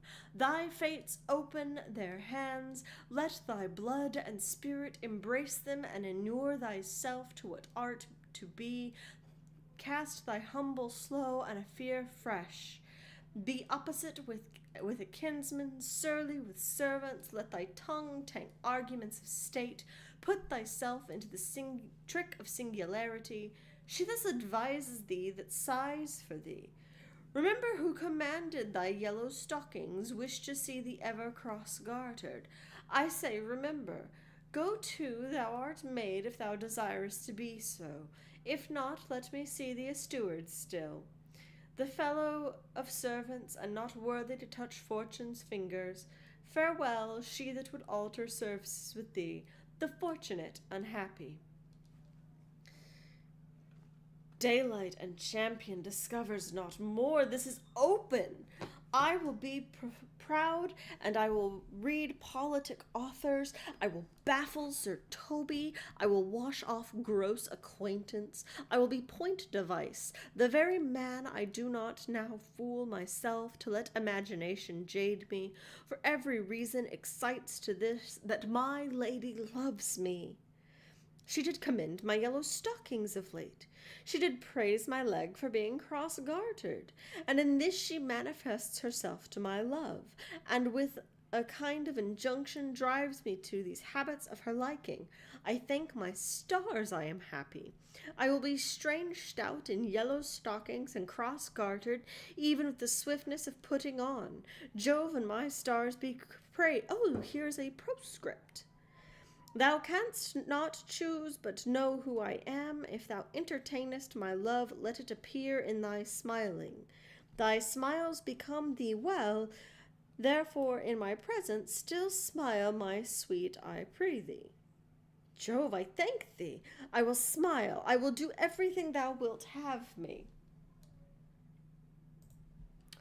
I will not give my part of this sport for a pension of thousands to be paid from the Sophie. I would marry this wench for the device. And I could too. and ask no other dowry with her but such another jest. Nor I neither. Here comes my noble gull-catcher. Wilt thou set thy foot o'er my neck, or mine either? Shall I play my freedom at tray-trip and become thy bond-slave? I faith, or I either? Why, thou hast put him in such a dream that with the image of it leaves him as he must run mad. Nay, say it's true. Does it work upon him? Like aqua vitae with a midwife.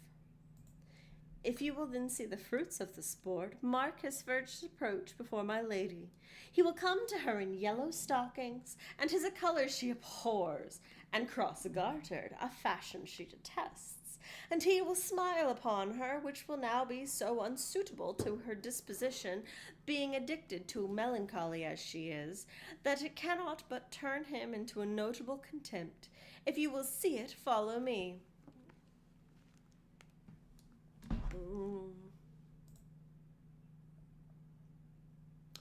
There we go. To the gates of Tartar, thou most excellent devil of wit.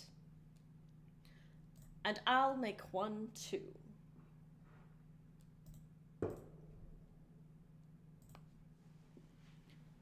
Alrighty, on to Act 3.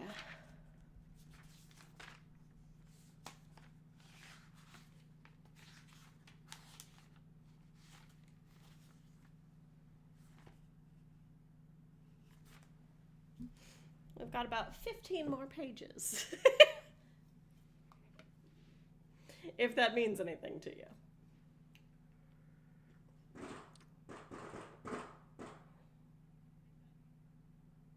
Is that in the neighborhood? Don't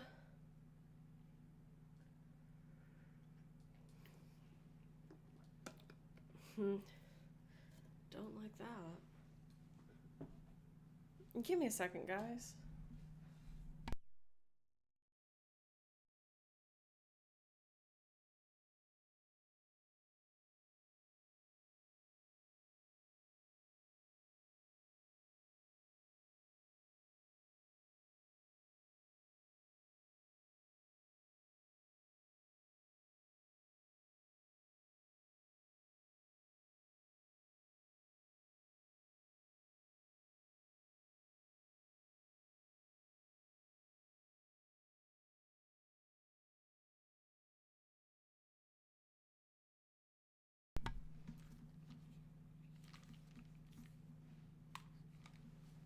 Okay.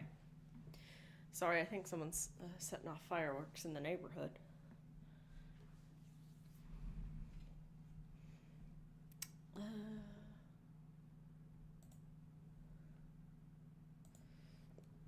All right. Oh, wait, this isn't Olivia. This is Viola. Viola. There we go. Act 3, Scene 1. Save thee, friend, and thy music. Dost thou live by thy tabor? No, sir, I live by the church. Art thou a churchman? No such matter, sir. I do live by the church, for I do live at my house, and my house doth stand by the church. So thou mayest say the king lies by a beggar, if a beggar dwell near him, or the church stands by thy tabor, if thy tabor stand by the church. You have said, sir, to see this age a sentence is but cheverel glove and to good wit, how quickly the wrong side may be turned outward. Nay, that's certain. They that dally nicely with words may quickly make them wanton. I would, therefore, my sister had had no name, sir. Why, man? Why, sir, her name's a word, and to dally with that word might make my sister wanton. But indeed words are very rascals, since bonds disgraced them. Thy reason, man? Troth, sir, I can yield you none without words, and words are grown so false I am loath to provide reason with them. I warrant thou art a merry fellow, and cares for nothing. Not so, sir, I do care for something, but in my conscience, sir, I do not care for you. If that be to care for nothing, sir, I would make you invisible. Art thou not the Lady Olivia's fool? No, indeed, sir, the Lady Olivia has no folly. She will keep no fool, sir, till she be married, and fools are as like husbands as pilchards are to her rings. The husband's the bigger.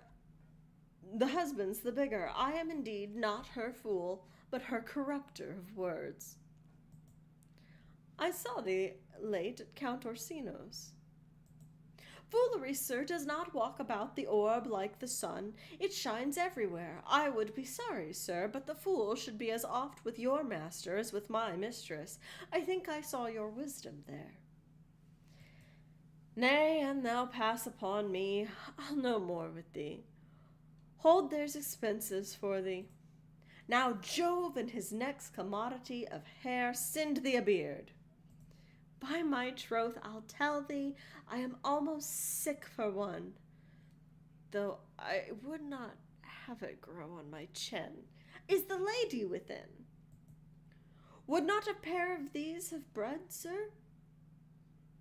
Yes, being kept together and put to use. I would play Lord Pandrius of Phrygia to bring a Cressida to this Troilus. I understand you, sir. 'Tis well begged. I understand you, sir. 'Tis well begged. The matter, I hope, is not great, sir. Begging but a beggar. Cressida was a beggar. My lady is within, sir. I will construe to them whence you come, who you are, and what you would are out of my welkin. I might say element, but the word is overworn. This fellow is wise enough to play the fool, and to do that well craves a kind of wit. He must observe their mood on whom he jests, the quality of persons and the time, and like the haggard check at every feather that comes before his eye. This is a practice as full of labor as a wise man's art, for folly that he as wisely shows is fit, but wise men folly fall quite taint their wit.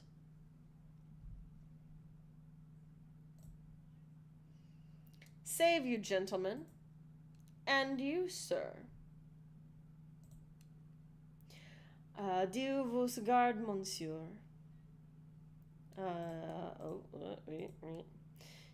Et vous aussi, votre serviteur. Oh, gosh. And I hope, sir, you are, and I am yours. Will you encounter the house? My niece is desirous you should enter if you trade be to her. I am bound to your niece, sir. I mean she is the list of my voyage. Taste your legs, sir. Put them to motion. My legs do better understand me, sir, than I understand what you mean by bidding me to taste my legs.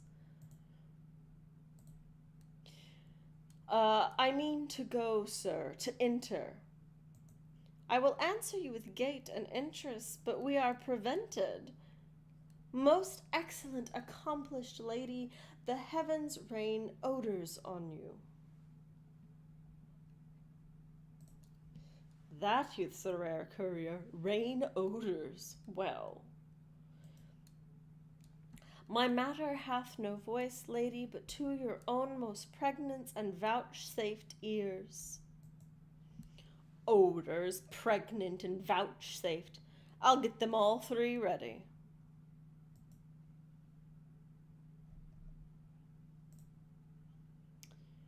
Let the garden door be shut and leave me to my hearing. Give me your hand, sir. My duty, madam, and most humble service. What is your name? Cesario is your servant's name, fair princess. My servant, sir. 'Twas never merry woods, since lowly feigning was called compliment. Your servant, the Count Orsino, youth, and he is yours, and his must needs be yours. Your servant's servant is your servant, madam. For him I think not on him, for his thoughts would they were blanks rather than filled me. Madam, I come to wet your gentle thoughts on his behalf.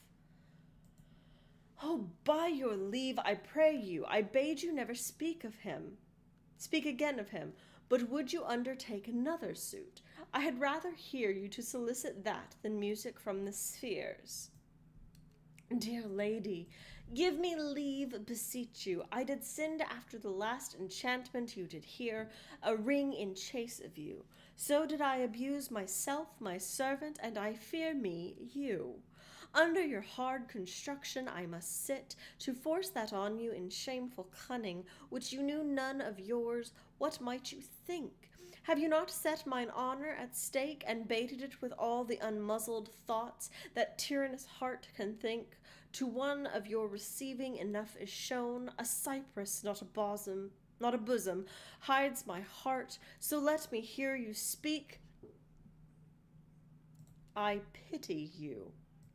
That's a degree to love. No, not a grise, for 'tis but vulgar proof that very oft we pity enemies. Why then, methinks, 'tis time to smile again. O world, how apt the poor are to be proud! If one should be prey, how much the better to fall before lion than wolf. The clock upbraids me with waste of time. Be not afraid, good youth, I will not have you. And yet when wit and youth is come to harvest, your wife is like to reap a proper man. There lies your way, due west. Then westward ho!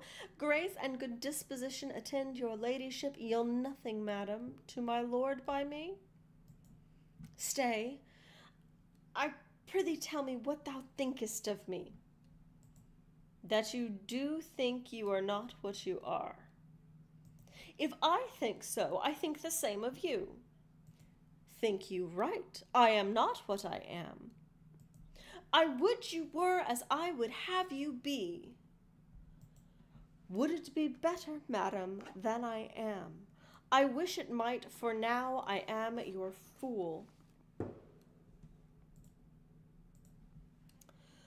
Oh, what a deal of scorn looks beautiful in contempt and anger of his lip. A murderous guilt shows itself more soon than love it would seem. Hid love's night is noon, Cesario, by roses of the spring. By maidenhood, honor, truth, and everything, I love thee so, that maugre thy pride, nor wit nor reason can my passion hide.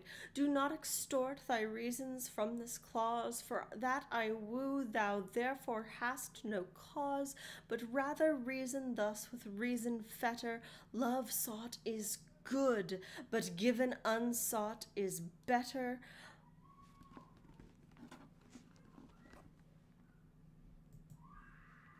By innocence I swear, and by my youth, I have one heart, one bosom, one truth, and that no woman has, nor never none shall mistress be of it, save I alone.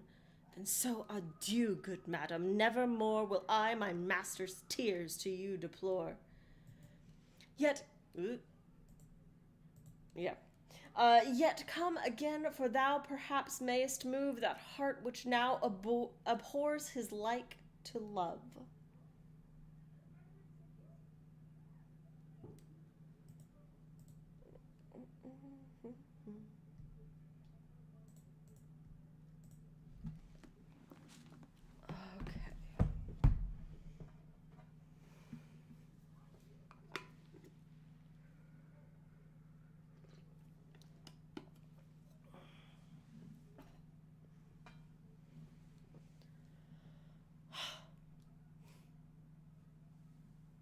Hope everybody's having fun. Okay. Scene 2. No faith, I'll not stay a jot longer. Thy reason, dear venom, give thy reason. You must needs yield your reason, Sir Andrew. Mary, I saw your niece do more favors to the Count's serving-men than ever she bestowed upon me. I saw it in the orchard. Did she see thee while, old boy? Tell me that. As plain as I see you now.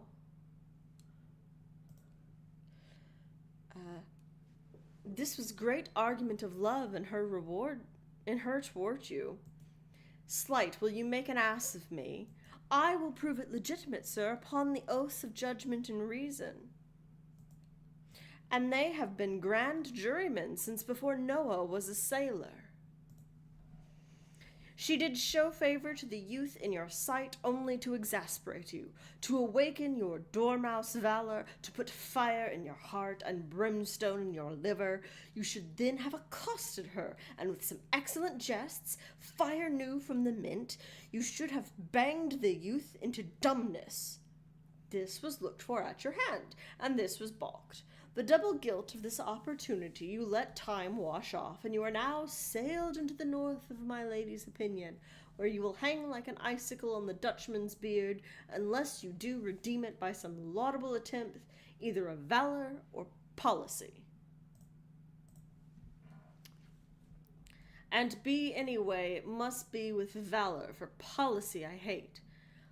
I had as lief be brownest as politician. Why, then, build me thy fortune upon the basis of valor. Challenge me, the Count's youth, to fight with him. Hurt him in 11 places. My niece shall take note of it, and assure thyself there is no love broker in the world can more prevail in man's commendation with women than report of valor. There is no way but this, Sir Andrew. Sorry. Will either of you bear me a challenge to him? Go write it in martial hand, be cursed and brief. It is no matter how witty, so it be eloquent and full of invention. Taunt him with the license of ink. If thou'st him some thrice, it shall not be amiss. And as many lies as will lie in the sheet of paper, although the sheet were big enough for the bed of ware in England, set 'em down. Go about it. Let there be gall enough for thy ink, though write with a goose pin, no matter about it. Where shall I find you? We'll call you at the cubiclo? Go.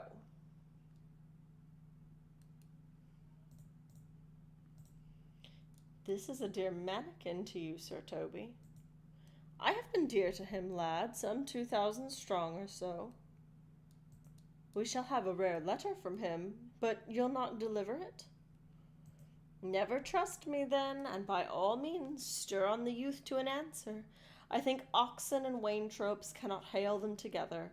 For Andrew, if he were opened, and you find so much blood in his liver as will clog the foot of a flea, I'll eat the rest of the anatomy. And his opposite, the youth, bears in his visage no great presage of cruelty. Look where the youngest wren of 9 comes. If you desire the spleen, and will laugh yourself into stitches, follow me. Yond gull Malvolio is turned heathen, a very reganado, for there is no Christian that means to be saved by believing rightly can ever believe such impossible passages of grossness. He's in yellow stockings. And cross-gartered? Most villainously, like a pedant that keeps school in the church. I have dogged him like his murderer. He does obey every point of the letter that I dropped to betray him. He does smile his face into more lines than is in the new map, with augmentation of the Indies. You have not seen such a thing as 'tis. I could hardly forbear hurling things at him. I know my lady will strike him. If she do, he'll smile and take't for greater favor. Come, bring us where he is.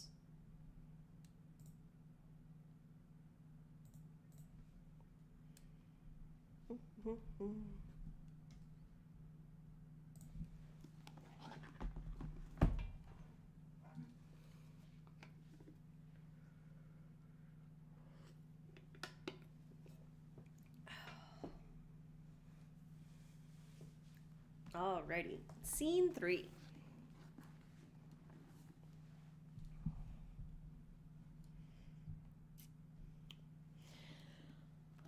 I would not by my will have troubled you, but since you make your pleasure of your pains, I will no further chide you.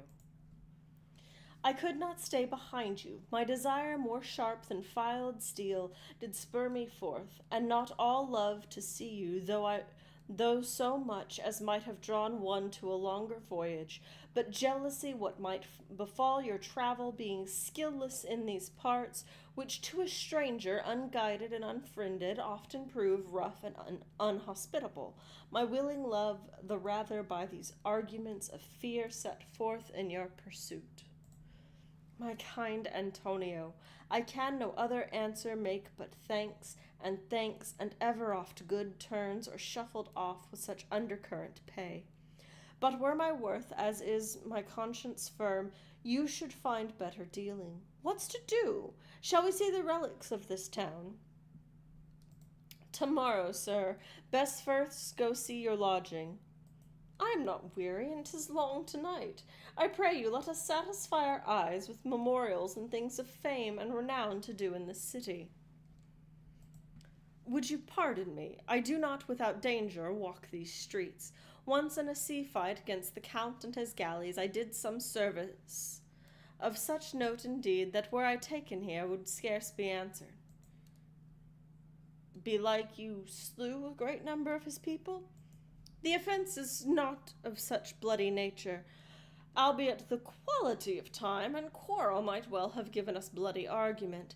It might have been answered in repaying what we took from them, which for traffic's sake most of our city did. Only myself stood out, for which if I be lapsed in this place, I shall pay dear. Do not then walk too open. It doth not fit me. Hold, sir, here's my purse. In the south suburbs at the Elephant is best to lodge. I will bespeak our diet, while you beguile the time and feed your knowledge, with viewing of the town. There shall you have me. Why I your purse? Haply your eye shall light upon some toy you have desire to purchase, and your store, I think, is not for idle markets, sir. I'll be your purse-bearer and leave you for an hour. To the Elephant. I do remember. I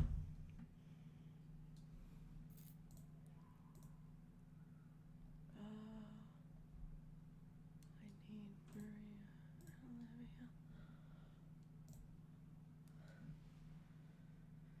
and Olivia. Alrighty, Act 4.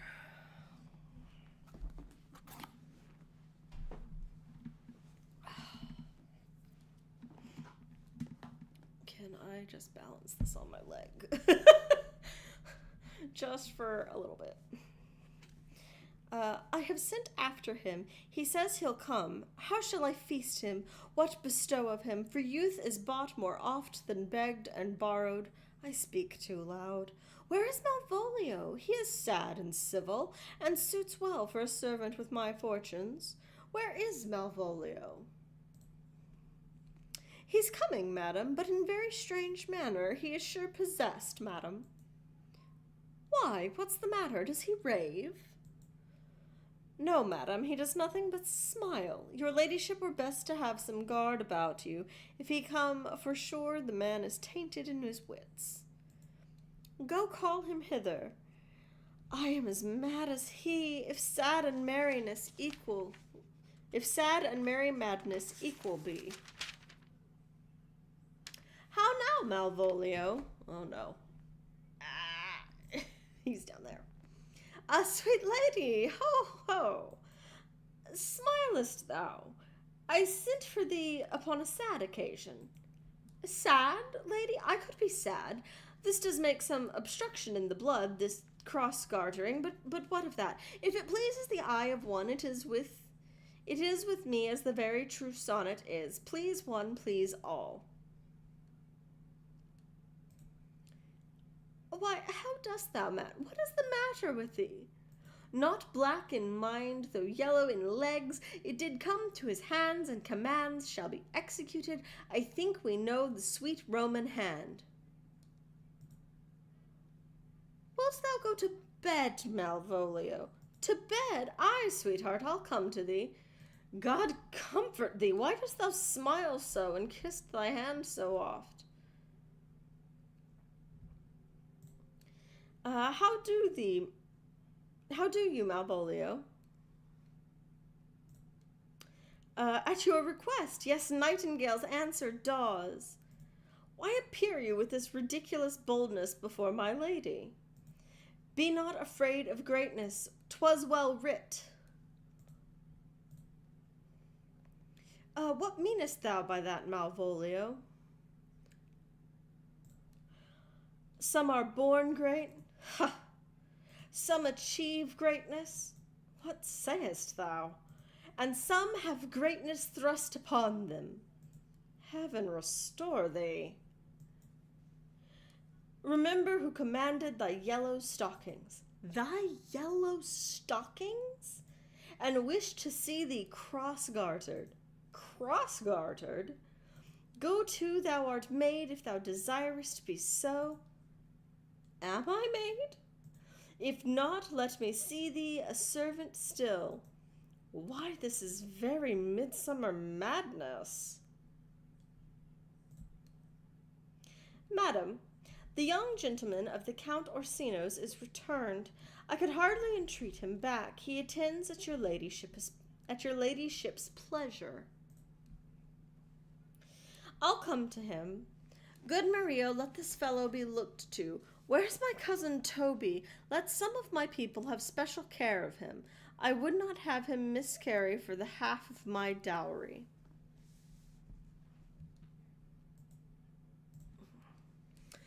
Oh, do you come near me now, no worse man than Sir Toby?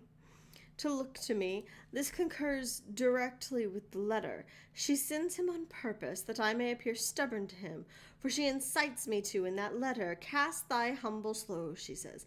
Be opposite with a kinsman, surly with servant, let thy tongue tang with argumentity. Of state, put thyself in trick of singularity, and consequently sets down the manner how as sad face, a reverent carriage, a slow tongue, in the habit of some sir of note, and so forth. I have limed her, but it is Jove's doing, and Jove make me thankful. And when she went away now, let this fellow be looked to. Fellow! Not Malvolio, nor after my degree, but fellow. Why, everything adheres together that no dram of a scruple, no scruple of a scruple, no obstacle, no incredulous or unsafe circumstance, what can be said? Nothing that can come between me and the full prospect of my hopes, while Jove, not I, is the doer of this, he is to be thanked.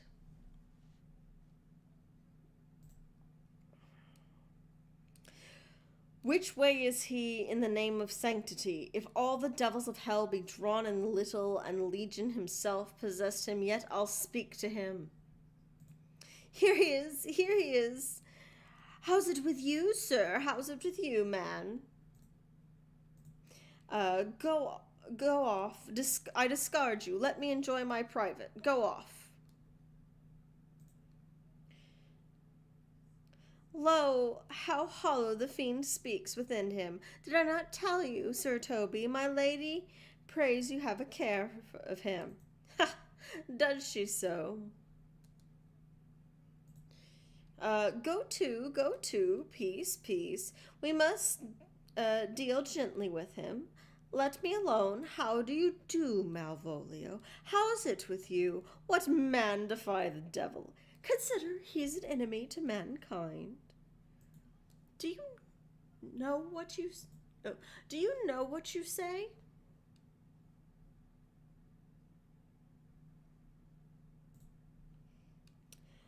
Lie you speak ill of the devil, how he takes it at heart. Pray God he be not bewitched. Carry his water to the wise woman.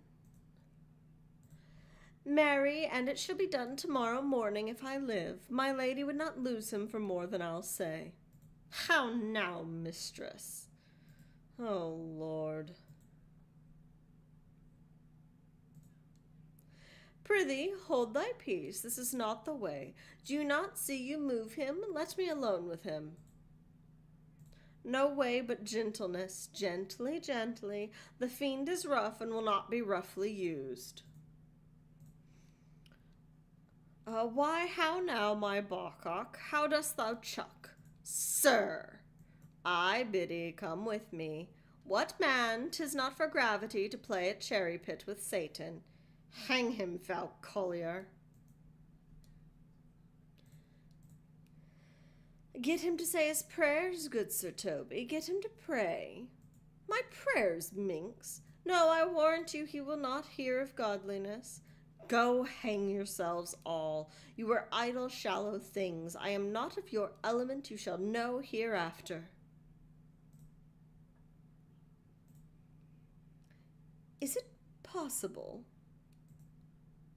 If this were played upon a stage now, I could condemn it as improbable fiction. He is very genius, hath taken the infection of the device man. Nay, pursue him now, lest the device take air and taint. Why, we shall make him quite mad indeed. The house will be the quieter.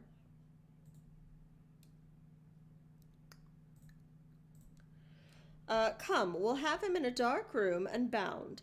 My niece is already in the belief that he's mad. We may carry it thus for our pleasure, and his penance till our very pastime, tired out of breath, prompt us to have mercy upon him, at which time we will bring the device to the bar and crown thee for finder of madman. But see,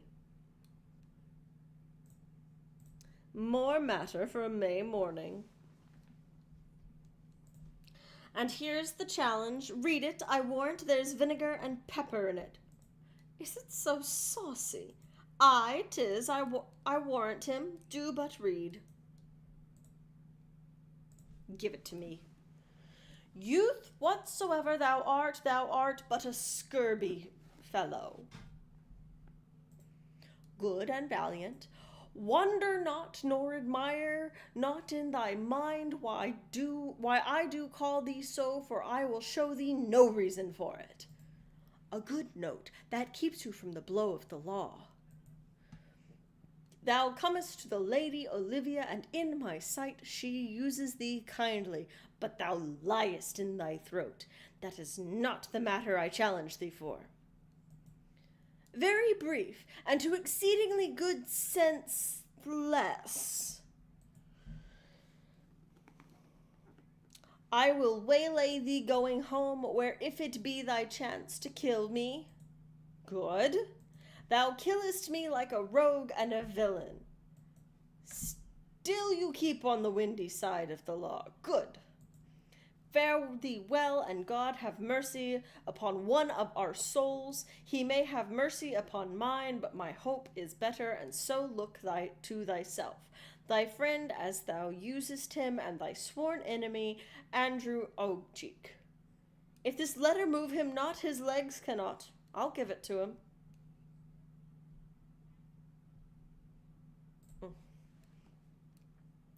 You may have fit occasion for it. He is now in some commerce with my lady, and will be by and depart. Go, Sir Andrew, scout me for him at the corner of the orchard, like a bum bailey. So soon as ever thou seest him draw, as thou drawest, swear horrible, for it comes to pass often that terrible oath with a swaggering accent, sharply twanged off, gives manhood more approbation than ever proof itself would have earned him. Away! Nay, let me alone for swearing. Now I will not deliver his letter, for the behavior of the young gentleman gives him out to be of good capacity and breeding. His employment between his lord and my niece confirms so. Therefore, this letter, being so excellently ignorant, will breed no terror in the youth. He will find it comes from a clodpole. But, sir, I will deliver his challenge by word of mouth, set upon cheek a notable report of valor, and drive the gentleman, as I know his youth will aptly receive it, into a most hideous opinion of rage, skill, fury, and impetuosity. This will so fright them both that they will kill one another by look like cockatrices.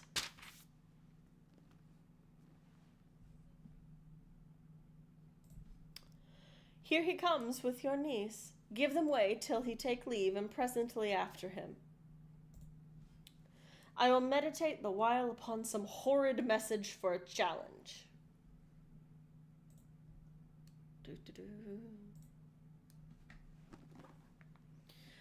I have said too much unto a heart of stone, and laid mine honor to unchary out. There's something in me that reproves my fault, but such a headstrong, potent fault it is that but mocks reproof.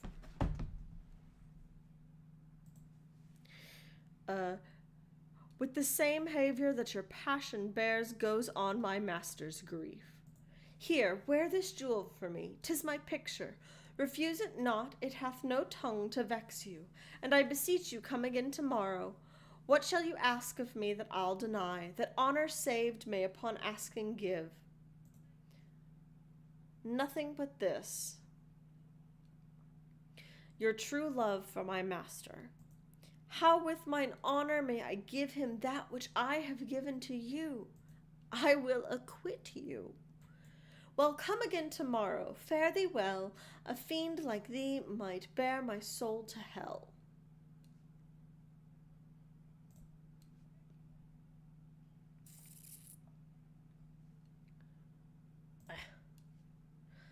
Gentlemen, God save thee. And you, sir. That defence thou hast, betake thee to it.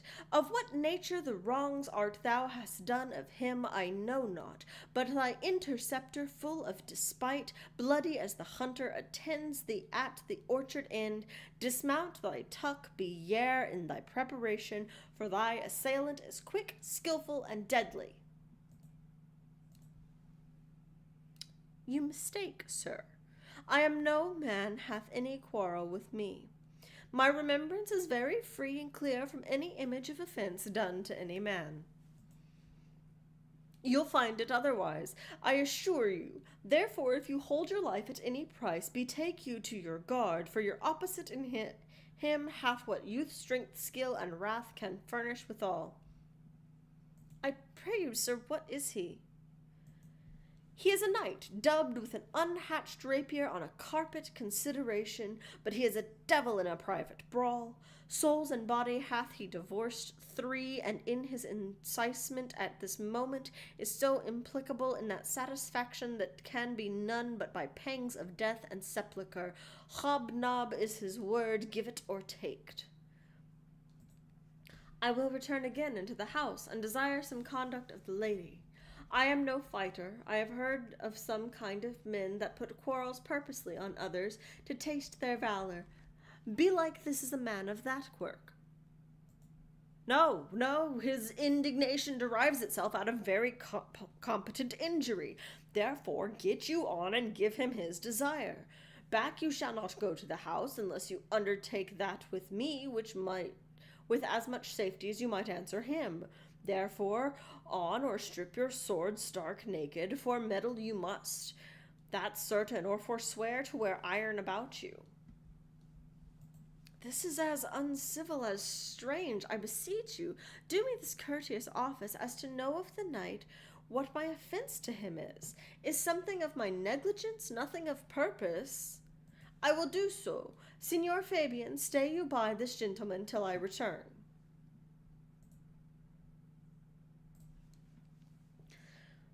Pray you, sir, do you know of this matter? I know the knight is incensed against you, even as a mortal arbitrament, but nothing of the circumstance more. I beseech you, what manner of man is he? Nothing of that wonderful promise. To read him by his form, you are as like to find him in the proof of his valor. He is indeed, sir, the most skilful, bloody, fatal opposite that you would possibly have found in any part of Illyria. Will you walk towards him? I will make your peace with him if I can. I will be much bound to you for it. I am one that had rather go with Sir Priest than Sir Knight. I care not who knows so much of my mettle.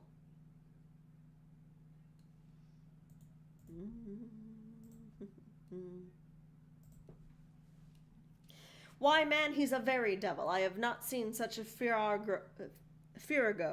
Yeah. I had passed with him rapier, scabbard, and all, and he gives me a stuck in with such mortal motion that is inevitable. And on the answer he pays you as surely as your feet hit the ground to step on. They say he has been a fencer to the Sophie. Pox on it. I'll not meddle with him. Ay, but he will not now be pacified. Fabian can scarce hold him yonder. Plague on it. And I thought he had been valiant and cunning in fence. I'd have seen him damned ere I'd have challenged him. Let the matter slip. I'll give him my horse, Grey Calipet. I'll make the motion. Stand here, make a good show on it. This shall end without the perdition of souls. Mary, I'll ride your horse as well as I ride you.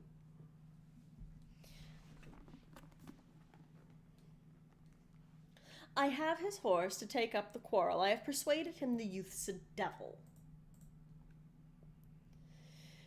He is as horribly conceited of him, and pants and looks pale as if a bear were at his ears.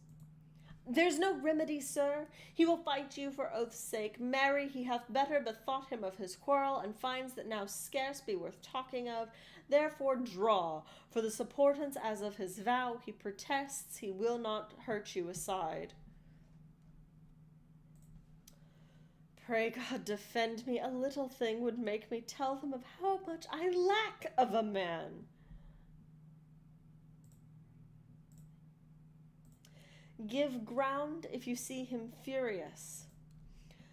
Come, Sir Andrew, there is no remedy. The gentleman will, for honour's sake, have one bout with you. He cannot by the duello avoid it, but he has promised me he is a gentleman and a soldier, and will not hurt you. Come, Stawn, to it.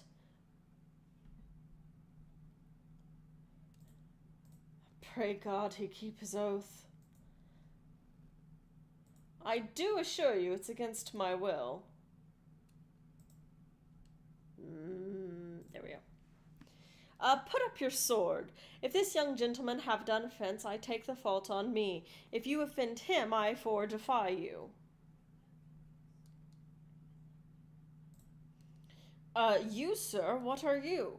One, sir, that for his love dares yet do more than you have heard him brag of you, he will. Nay, if you be an undertaker, I am for you. Oh, good Sir Toby, hold, here come the officers. I'll be with you anon. Pray, sir, put up your sword, if you please. Marry, I, sir, and for that I promised you I'll be as good as my word. He will bear you off easily, and reins as well. This is the man, do thy office. Antonio, I arrest thee at the suit of Count Orsino. Oh, where did Antonio go? There he is. You do mistake me, sir. No, sir, I do not. I do no jot. I know your favor well, though now you have no sea cap on your head. Take him away. He knows I know him well. I must obey. This comes the seeking you, but there's no remedy. I shall answer it. What will you do now? My necessity makes me to ask you for my purse. It grieves me much more for what I cannot do for you than what befalls myself. You stand amazed. Be of comfort. Sir, come away. I must entreat you of some of that money. What money, sir? For the fair kindness you have showed me here, and part being prompted by your present trouble, out of my lean and lowly ability I'll lend you something. My having is not much. I'll make division of my present with you. Hold, here's half my coffer. Will you deny me now? Is it possible that my deserts to you,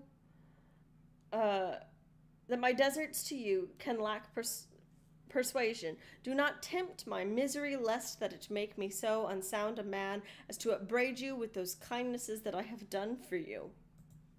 I know of none, nor know I you by voice or feature. I hate ingratitude more in a man than lying vainness, babbling drunkenness, or any taint of vice whose strong corruption inhabits our frail blood. Oh, heavens themselves! Come, sir, I pray you, let me speak a little. This youth that you see here, I snatched one half out of the jaws of death, relieved him with such sanctity of love, and to his image, which methought did promise most venerable worth, did I devotion. What's that to us? The time goes by away. But oh, how vile and idle proves this God. Thou hast, Sebastian, done good features, shame. In nature there's no blemish but the mind. None can be called deformed but the unkind. Virtue is beauty, but the beauteous evil are empty trunks o'erflourished by the devil. The man grows mad. Away with him. Come on, sir. Lead me on. Methinks his words do from such passions fly that he believes himself. So do not I prove true, imagination, oh, prove true, that I, dear brother, be now ta'en for you.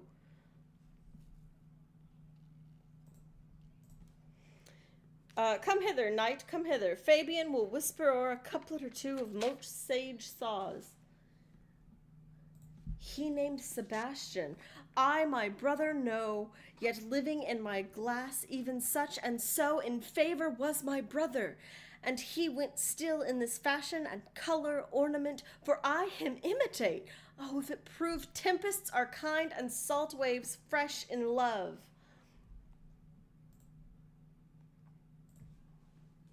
A very dishonest paltry boy, and more a coward than a hare. His dishonesty appears in leaving his friend here in necessity and denying him, and for his cowardship ask Fabian.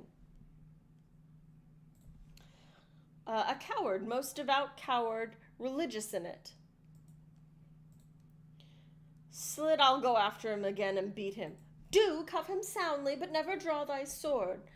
And I do not. Come, let's see the event.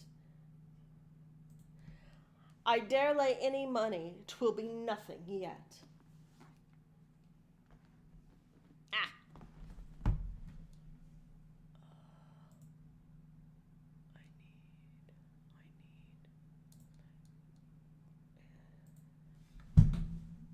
Give me a second. Need some more coffee.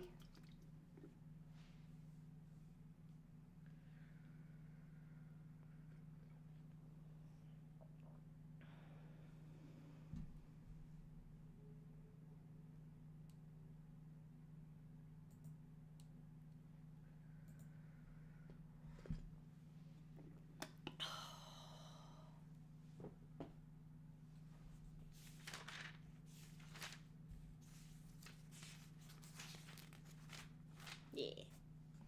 All right. Act 4.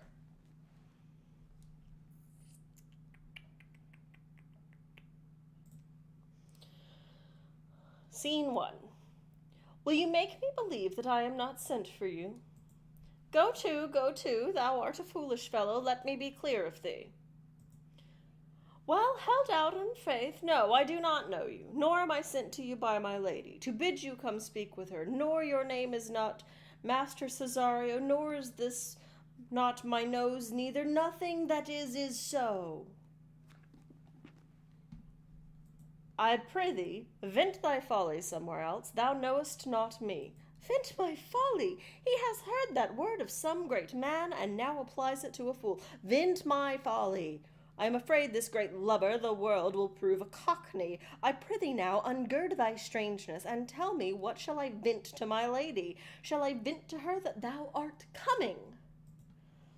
I prithee, foolish Greek, depart from me. There's money for thee. If you tarry longer, I shall give thee worse payment. By thy troth, thou hast an open hand. These wise men that give fools money get themselves a good report after 14 years' purchase.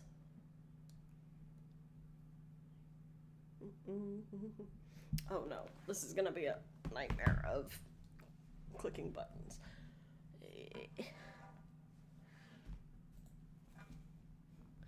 Now, sir, I have met you again. There's for you. Why, there's for thee, and there, and there. Are all the people mad? Hold, sir, I'll throw your dagger o'er the house. Oh no, I gotta turn everybody else off. This will I tell my lady straight, I would not be in some of your coats for twopence.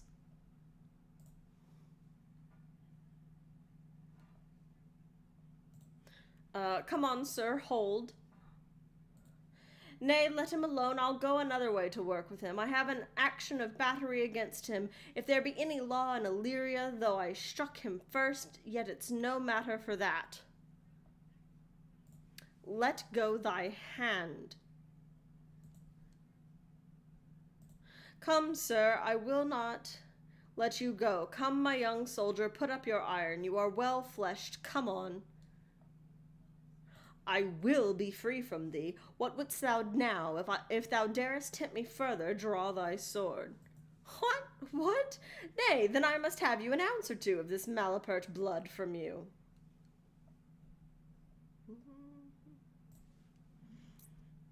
Hold, Toby, on thy life, I charge thee, hold. Madam, will it ever be thus, ungracious wretch, fit for the mountains and the barbarous caves, where manners ne'er were preached, out of my sight? Be not offended, dear Cesario. Rudesby, be gone.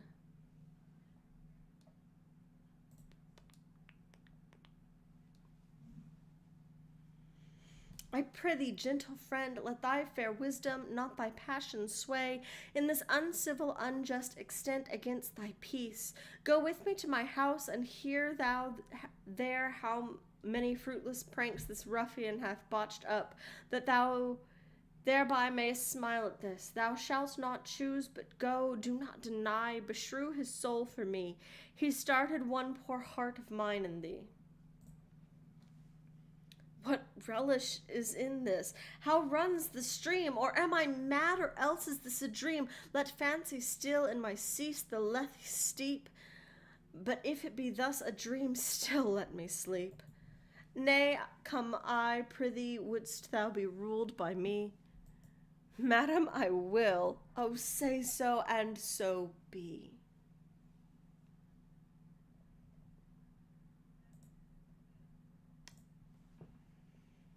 Okay.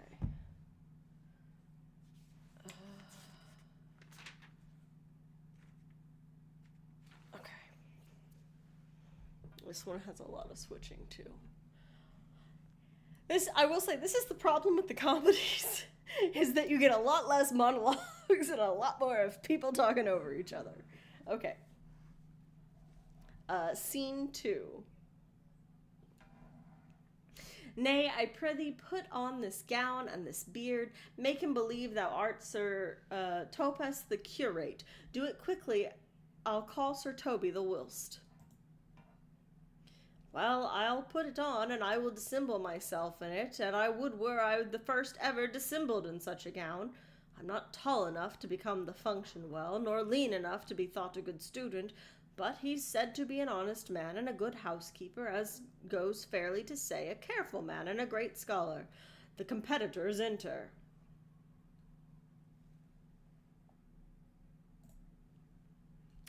Jove bless thee, Master Parson. Bonus... Is that supposed to be Buenos Dias? I think that's supposed to be Buenos Dias. Buenos dias, Sir Toby, for as the old hermit of Prague that never saw pen and ink very wittily said to a niece of King Gorboduc, that is, so I, being master parson, am master parson, for what is that but that, and is but is. To him, Sir Topaz. What ho, I say, please in this peace in this prison. The knave counterfeits well a good knave. Who calls there? Oh no, Malvolo and Festi are on top of each other. Ah, there we go.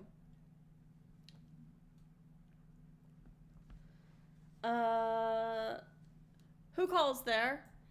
Sir Topaz the curate, who comes to visit Malvolio the lunatic. Sir Topaz, good Sir Topaz, go to my lady. Out, hyperbolical fiend, how vexest thou this man? Talkest thou nothing but of ladies? Oh, well said, Master Parson.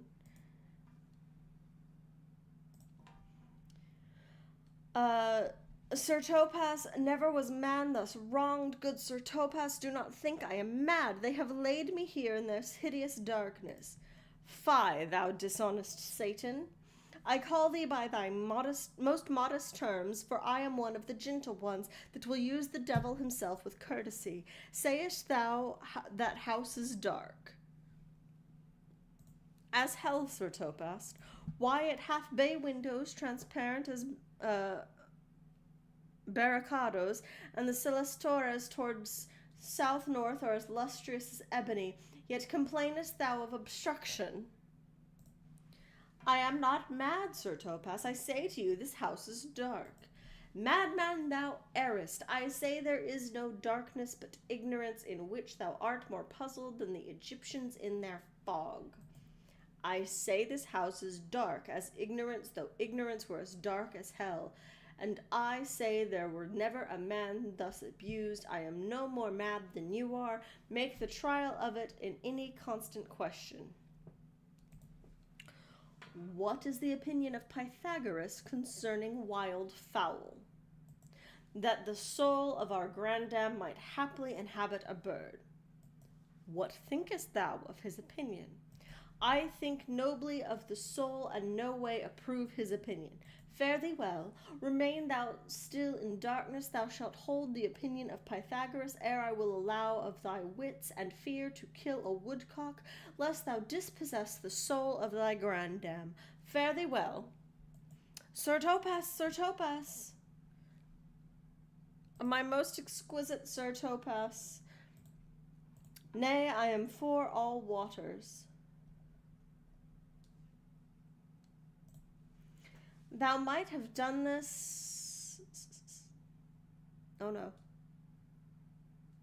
I've lost her. There it is. Thou mightst have done this without thy beard and gown. He sees thee not. To him in thine own voice, and bring me word how thou find'st him. I would we were well rid of this knavery.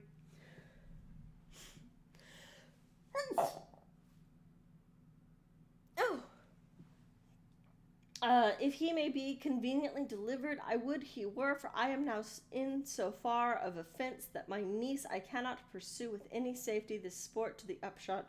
Come by and to my chamber.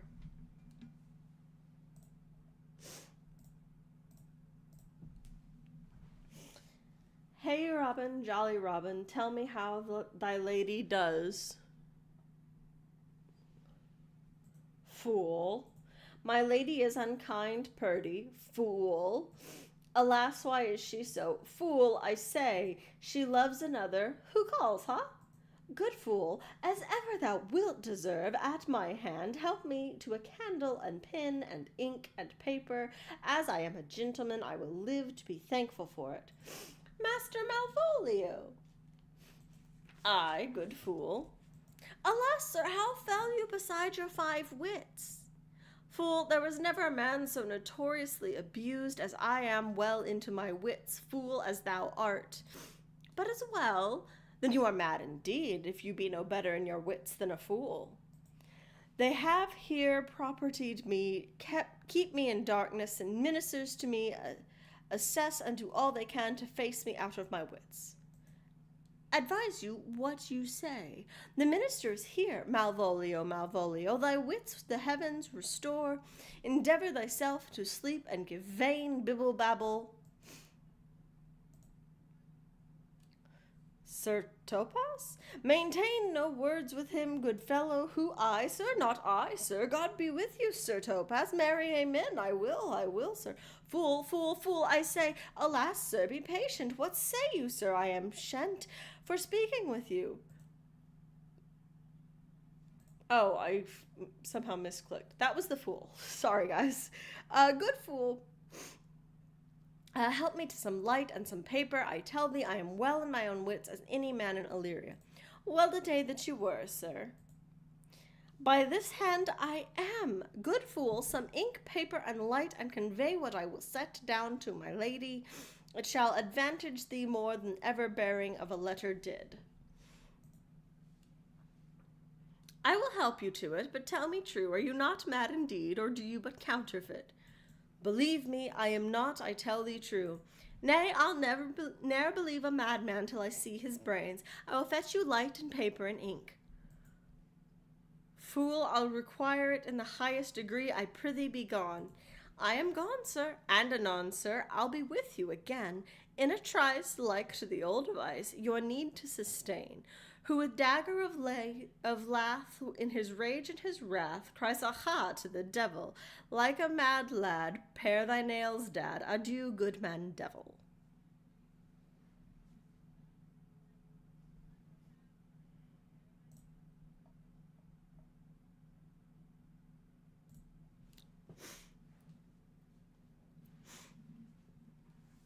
Scene 3. This is the air, that is the glorious sun, this pearl she gave me, I do feel it and see it, and though it is wonder that enwraps me thus, 'tis not madness.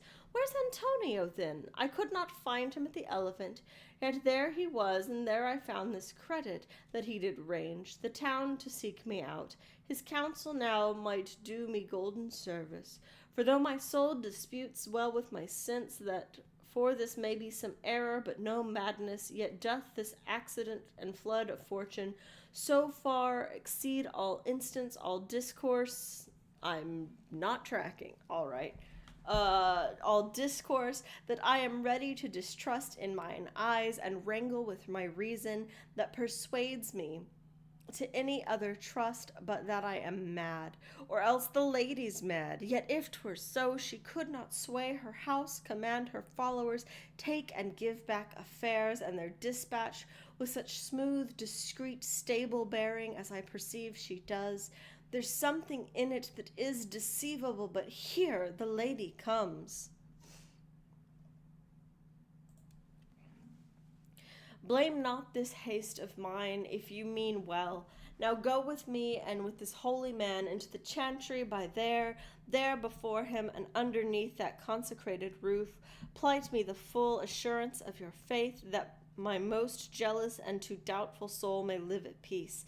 He shall conceal it while you are willing. It shall come to note what time we will our celebration keep, according to my birth. What do you say? I'll follow this good man and go with you, and having sworn truth, ever will be true. Then lead the way, good father, and heaven so shine that they may fairly note this act of mine.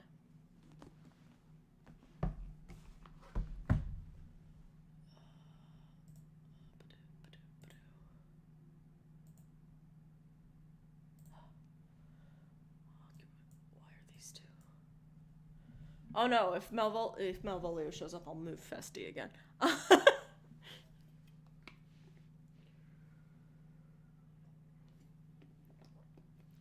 Here we go. Act 5. Scene 1. Is this the last scene?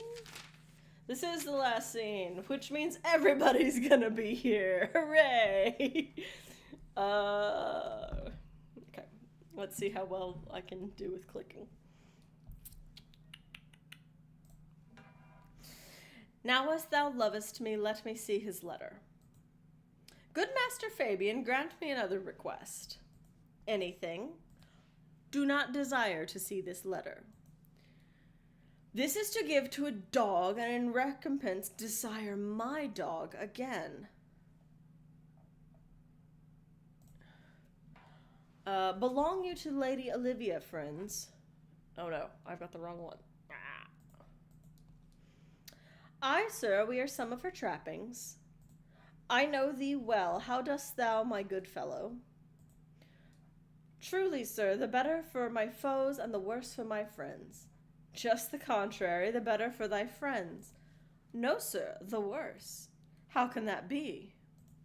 Marry, sir, they praise me and make an ass of me. Now my foes tell me plainly I am an ass, so that by my toes, sir, I profit in the knowledge of myself, and by my friends, sir, I am abused.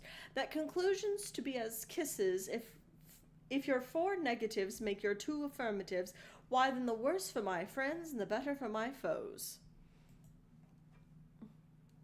Why, this is excellent. By my troth, sir, no, though it please you to be one of my friends. Thou shalt not be the worse for me, there's gold. But that would be double dealing, sir. I would you could make it another. Oh, you give me ill counsel. Put your grace in your pocket, sir, for this once, and let your flesh and blood obey it. Well, I will be so much a sinner to be a double dealer. There's another. Primo, secundo, tertio. It is a good play, and the old saying is, the third pays for all. The triplex, sir, is a good tripping measure, or the bells of St. Bennet, sir, may put you in mind 1, 2, 3. You can fool no more money out of me at this throw. If you will let your lady know I am here to speak with her, and bring her along with you, it may awaken my bounty further. Marry, sir, lullaby to your bounty till I come again.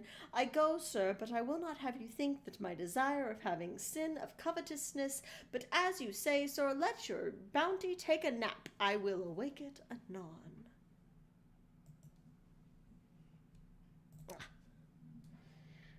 Here comes the man, sir, that did rescue me. That face of his I do remember well, yet when I saw it last, was besmeared as black as Vulcan in the smoke of war, as bobbling vessel he was captain of, for shallow draught and bulk on prize, with which such scatheful grapple he did make with the most noble bottom of our fleet, that very envy and tongue of loss cried fame and honor on him. What's the matter?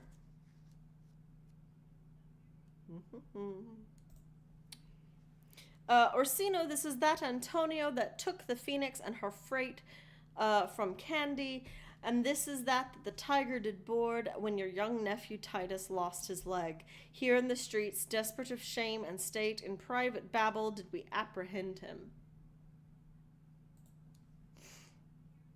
He did me kindness, sir, drew on my side, but in conclusion put strange speech upon me. I know not 'twas, but distraction. Notable pirate, thou salt-watered thief, what foolish boldness brought thee to their mercies, whom thou in terms of bloody so dear hast made thine enemies? Orsino, noble sir, be pleased that I shake off these names you give in me. Antonio never yet was thief or pirate, though I confess on base and ground enough Orsino's enemy. A witchcraft drew me hither, that most ingrateful boy there by your side, from the rude sea's enraged foamy mouth did I redeem. A wreck past hope he was, his life I gave him, and did thereto add my love without retention or restraint, all his dedication. For his sake did I expose myself, pure for his love, into danger of this adverse town, drew to defend him when he was beset, where being apprehended his false cunning, not meaning to partake with me in danger, taught him to face me out of his acquaintance, and grew 20 years removed thing, while one would wink denied me my own purse, which I had recommended to his use not half an hour before. How can this be? When came he to this town? today, my lord, and for 3 months before, no interim, not a minute's vacancy, both night and day did we keep company. Here comes the countess, now heaven walks earth, but for thee, fellow, thy words are madness. 3 months this youth hath tended upon me, but more of that anon. Take him aside.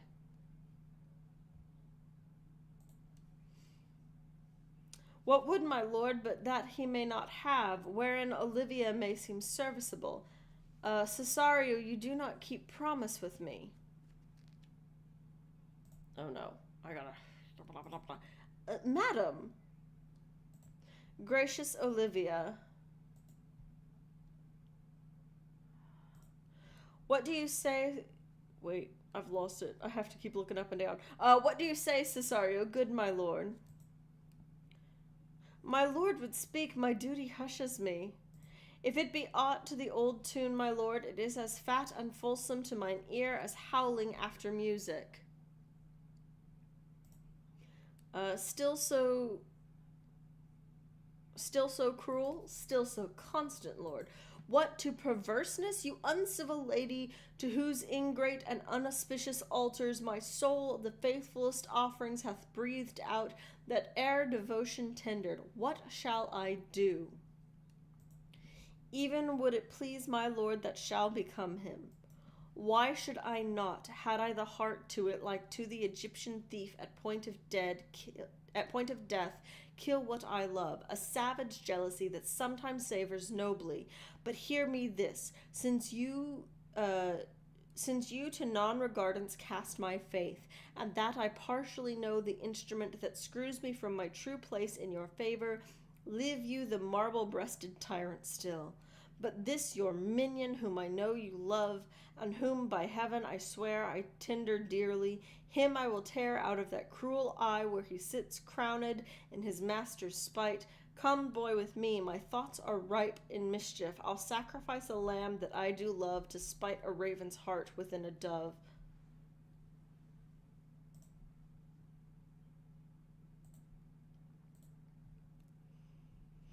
And I, most jocund, apt, and willingly to you do rest, 1,000 deaths would die.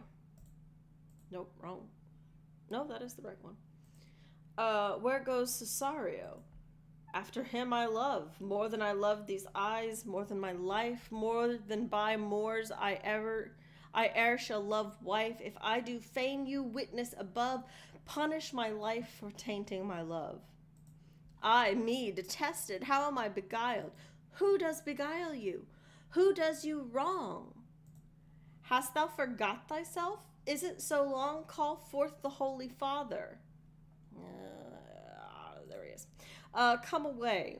Whither, my lord? Cesario, husband, stay. Husband? I, husband, can he that deny? Her husband, sirrah. No, my lord, not I. Alas, it is the baseness of thy fear that makes thee strangle thy propriety. Fear not, Cesario, take thy fortunes up, be that thou knowest thou art, and thou art as great as thou fearest. O welcome, Father, Father, I charge thee by reverence here to unfold, though lately we intended to keep in darkness what occasion now reveals before 'tis ripe what thou dost know, hath newly passed between this youth and me. I didn't make a label for the priest. This is the priest. A contract of eternal bond of love, confirmed by mutual joinder of hands, attested by holy close of lips, strengthened by interchangement of rings, and all ceremony of this compact sealed in my function by my testimony, since which my watch hath told me towards my grave I have traveled but 2 hours. Thou dissembling cub, what wilt thou be when time hath sowed a grizzle on thy case, or will not else thy craft so quickly grow that thine own trip shall be thine overthrow? Farewell, and take her, but direct thy feet, while thou and I henceforth may never meet. My lord, I do protest. Oh, do not swear, hold little faith, though thou hast too much fear. There it is. For love of God, a surgeon, send one presently to Sir Toby. What's the matter? He has broke my head across and has given Sir Toby a bloody coxcomb too. For the love of God, your help. I had rather than 40 pound I were at home. Who has done this, Sir Andrew? The Count's gentleman, one Cesario. We took him for a coward, but he is the very devil incarnate. My gentleman Cesario? Odds lifelings, here he is. You broke my head for nothing, and that I did. I was set to do by Sir Toby. Why do you speak to me? I never hurt you. You drew sword upon me without cause, but I bespake you fair and hurt you not.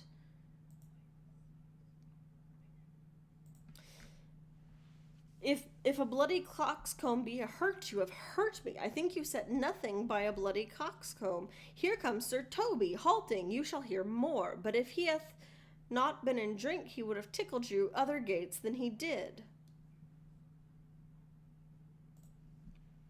How now, gentlemen? How's it with you? That's all one has hurt me. There's the end on it. Sought to see surgeon, not? Oh, Festy, where are you? He's drunk, Sir Toby, an hour agone. His eyes were set at 8 in the morning. Then he's a rogue, and passing measures paven. I hate a drunken rogue. Away with him. Who hath made this havoc with them?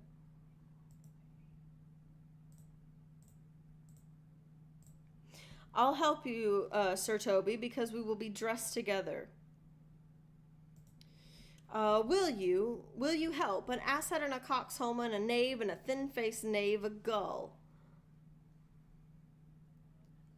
Get him to bed and let his hurt be looked to.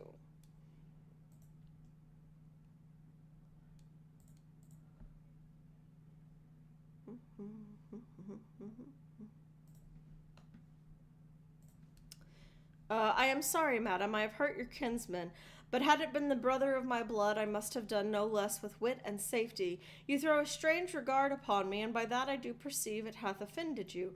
Pardon me, sweet one, even for the vows we made each other but so late ago. One face, one voice, one habit, 2 persons? A natural perspective, that is not? Antonio! My dear Antonio, how have the hours racked and tortured me since I lost thee? Sebastian, are you... Fearest thou that, Antonio? How have you made division of yourself? An apple cleft in two is not more twin than these 2 creatures. Which is Sebastian? Most wonderful. Do I stand there? I never had a brother, nor can there be that deity in my nature, of here and everywhere. I had a sister, of whom the blind waves and surges have devoured. Of charity, what kin are you to me? What countryman, what name, what parentage? Of Messalene. Sebastian was my father, such a Sebastian was my brother too. So went he suited to his watery tomb. If spirits can assume both form and suit, you come to fright us. I am spirit indeed, but I am in the dimension grossly clad, which from the womb I did participate. Were you a woman as the rest goes even, I should tears let fall upon your cheek and say thrice, welcome, drowned Viola. My father had a mole upon his brow, and so did mine, and died that day when Viola from her birth had numbered 13 years. Oh, that record is lively in my soul. He finished indeed his mortal act that day that made my sister 13 years. If nothing lets to make us happy both, but this is my masculine usurped attire, do not embrace me till each circumstance of mine, of time, place, fortune, do cohere and jump, that I am Viola, which to confirm I bring to you a captain of this town, where lie my maiden weeds, by whose gentle help I was preserved to serve this noble count. Hath the occurrence of my fortune since hath been to this lady and this lord.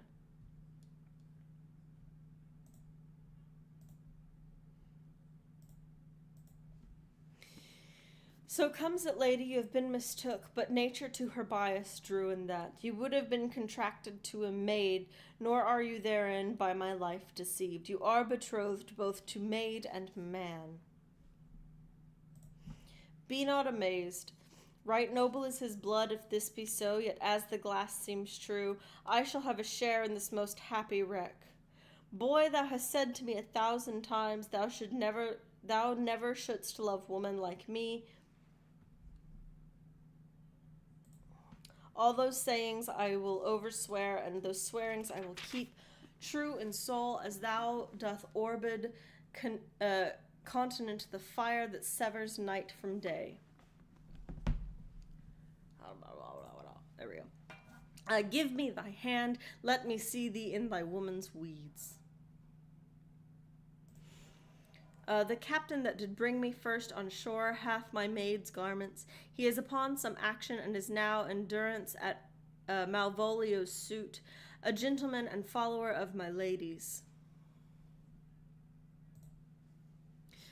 He shall enlarge him. Fetch Malvolio hither, and yet, alas, I now remember me. They say, poor gentleman's, he's much distract. A most extracting frenzy of mine own from my remembrance clearly banished his. How does he, sirrah?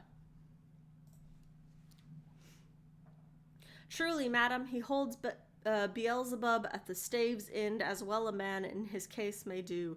He has writ here a letter to you. I should have given it to you today morning, but as a madman's epistles are no gospels, so it skills not much when they are delivered. Open it and read it. Look then to be well edified when the fool delivers the madman. By the Lord, madam. How now, art thou mad? No, madam, I do but read madness. And your ladyship will have it, as it ought to be, you must allow vox. Prithee, read right wits. So now I do, Madonna, but read his right wits, it is to read thus, therefore perpend my princess and give ear. Read it you, sirrah. By the Lord, madam, you wrong me, and the world shall know it. Though you have put me into darkness and given your drunken cousin rule over me, yet have I the benefit of my senses as well as your ladyship. I have your own letter that induced me to the semblance I put on, with the which I doubt not but to do myself such right or you much shame. Think of me as you please. I leave my duty a little unthought of, and speak out of my injury, the madly used Malvolio.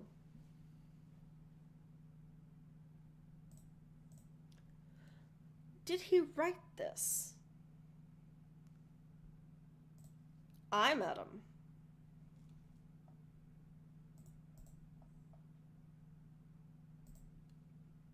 This savours not much of distraction. See him delivered, Fabian, bring him hither. My lord, so please you these things further than thought on, to think me as well as sister as wife, one day shall crown the alliance on it, so please you here at my house and my proper coast. Madam, I am most apt to embrace your offer. Your master quits you, and your service done him. So much against the metal of your sex, so far beneath your soft and tender breeding, and since you called me master for so long, here is my hand. You shall from this time be your master's mistress. And sister, you are she. Is this the madman? Aye, my lord, this is the same. How now, Malvolio? Madam, you have done me wrong, notorious wrong. Have I, Malvolio? No. Lady, you have. Pray you peruse that letter you must not now deny is in your hand. Write from it, if you can, in hand or phrase, or say 'tis not your seal, not your invitation. You can say none of this. Well, grant it then, and tell me in modesty of honor why you have given me such clear light of favor, bade me come smiling and cross-gartered to you, to put on yellow stockings and to frown upon Sir Toby and lighter people, and acting in obedient hope why you have suffered me to be imprisoned, kept in a dark house, visited by the priest, and made most notorious geck and gull, ere that invention played on. Tell me why. Alas, Malvolio, this is not my writing. Though I can confess it is much like the character, but out of the question 'tis Maria's hand. And now I do bethink me it was she first told me thou wast mad, when it came smiling, and in such forms which here were presupposed. Upon thee in the letter, prithee be content. This practice has most surely passed upon thee, but when we know the grounds and authors of it, thou shalt be both plaintiff and judge of thine own case.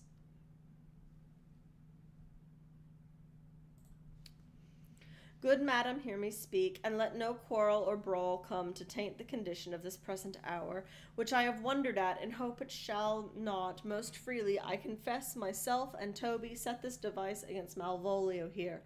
Upon such stubborn and uncourteous parts we had conceived against him, Maria writ the letter at Sir Toby's great importance, in recompense whereof he hath married her. In recompense, how with a sportful malice it was followed, may rather pluck on laughter than revenge, if the injuries justly weighed that have on both sides passed. There we go. Alas, poor fool, how have they baffled thee? Why, some are born great, some achieve greatness, and some have greatness thrown upon them. I was one, sir, in this interlude, one, sir, Topaz, sir, but that's all one. By the Lord, fool, I am not mad. Do you remember? Madam, why laugh you at such a barren rascal? And you smile not, he's gagged, and thus whirligig of times brings all revenges.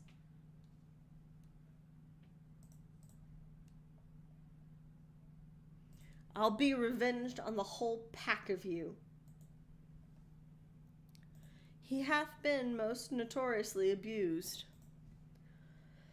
Pursue him and entreat him to peace. He hath not told us of the captain yet. When that is known and golden time convince, a solemn combination shall be made of our dear souls. Meantime, sweet sister, we will not part from hence. Cesario come, for so you shall be while you are a man. But when in other habits you are seen, Orsino's mistress and his fancy's queen.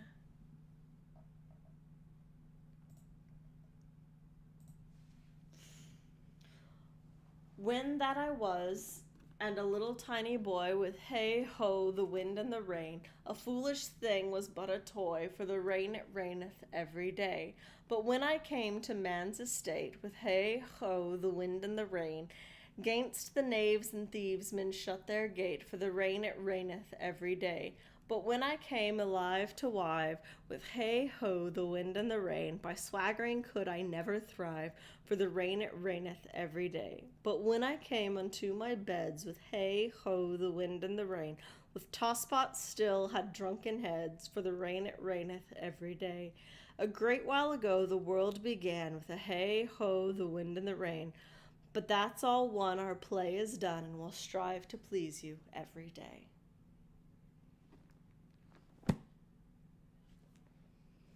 There we go. That is all of Twelfth Night. And we are not doing sonnets until midnight because that was a lot. And I don't think my voice is going to last until midnight.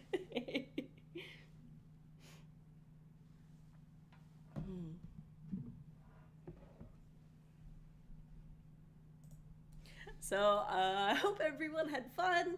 I'm sorry if there were some of those clicks that just didn't go through. If next time I do that, well, I do have Medea, but that's a paperback. Next time I do Shakespeare, I'll figure out a better way to flip between the people. If only because my Shakespeare book is massive, and I realized that my tracking wasn't working because I was leaning too far forward for some of that. But I hope everybody had a good night, and Happy New Year. And we're going back on schedule, so this is technically an off week, and we'll be back next Wednesday. So see you in the new year.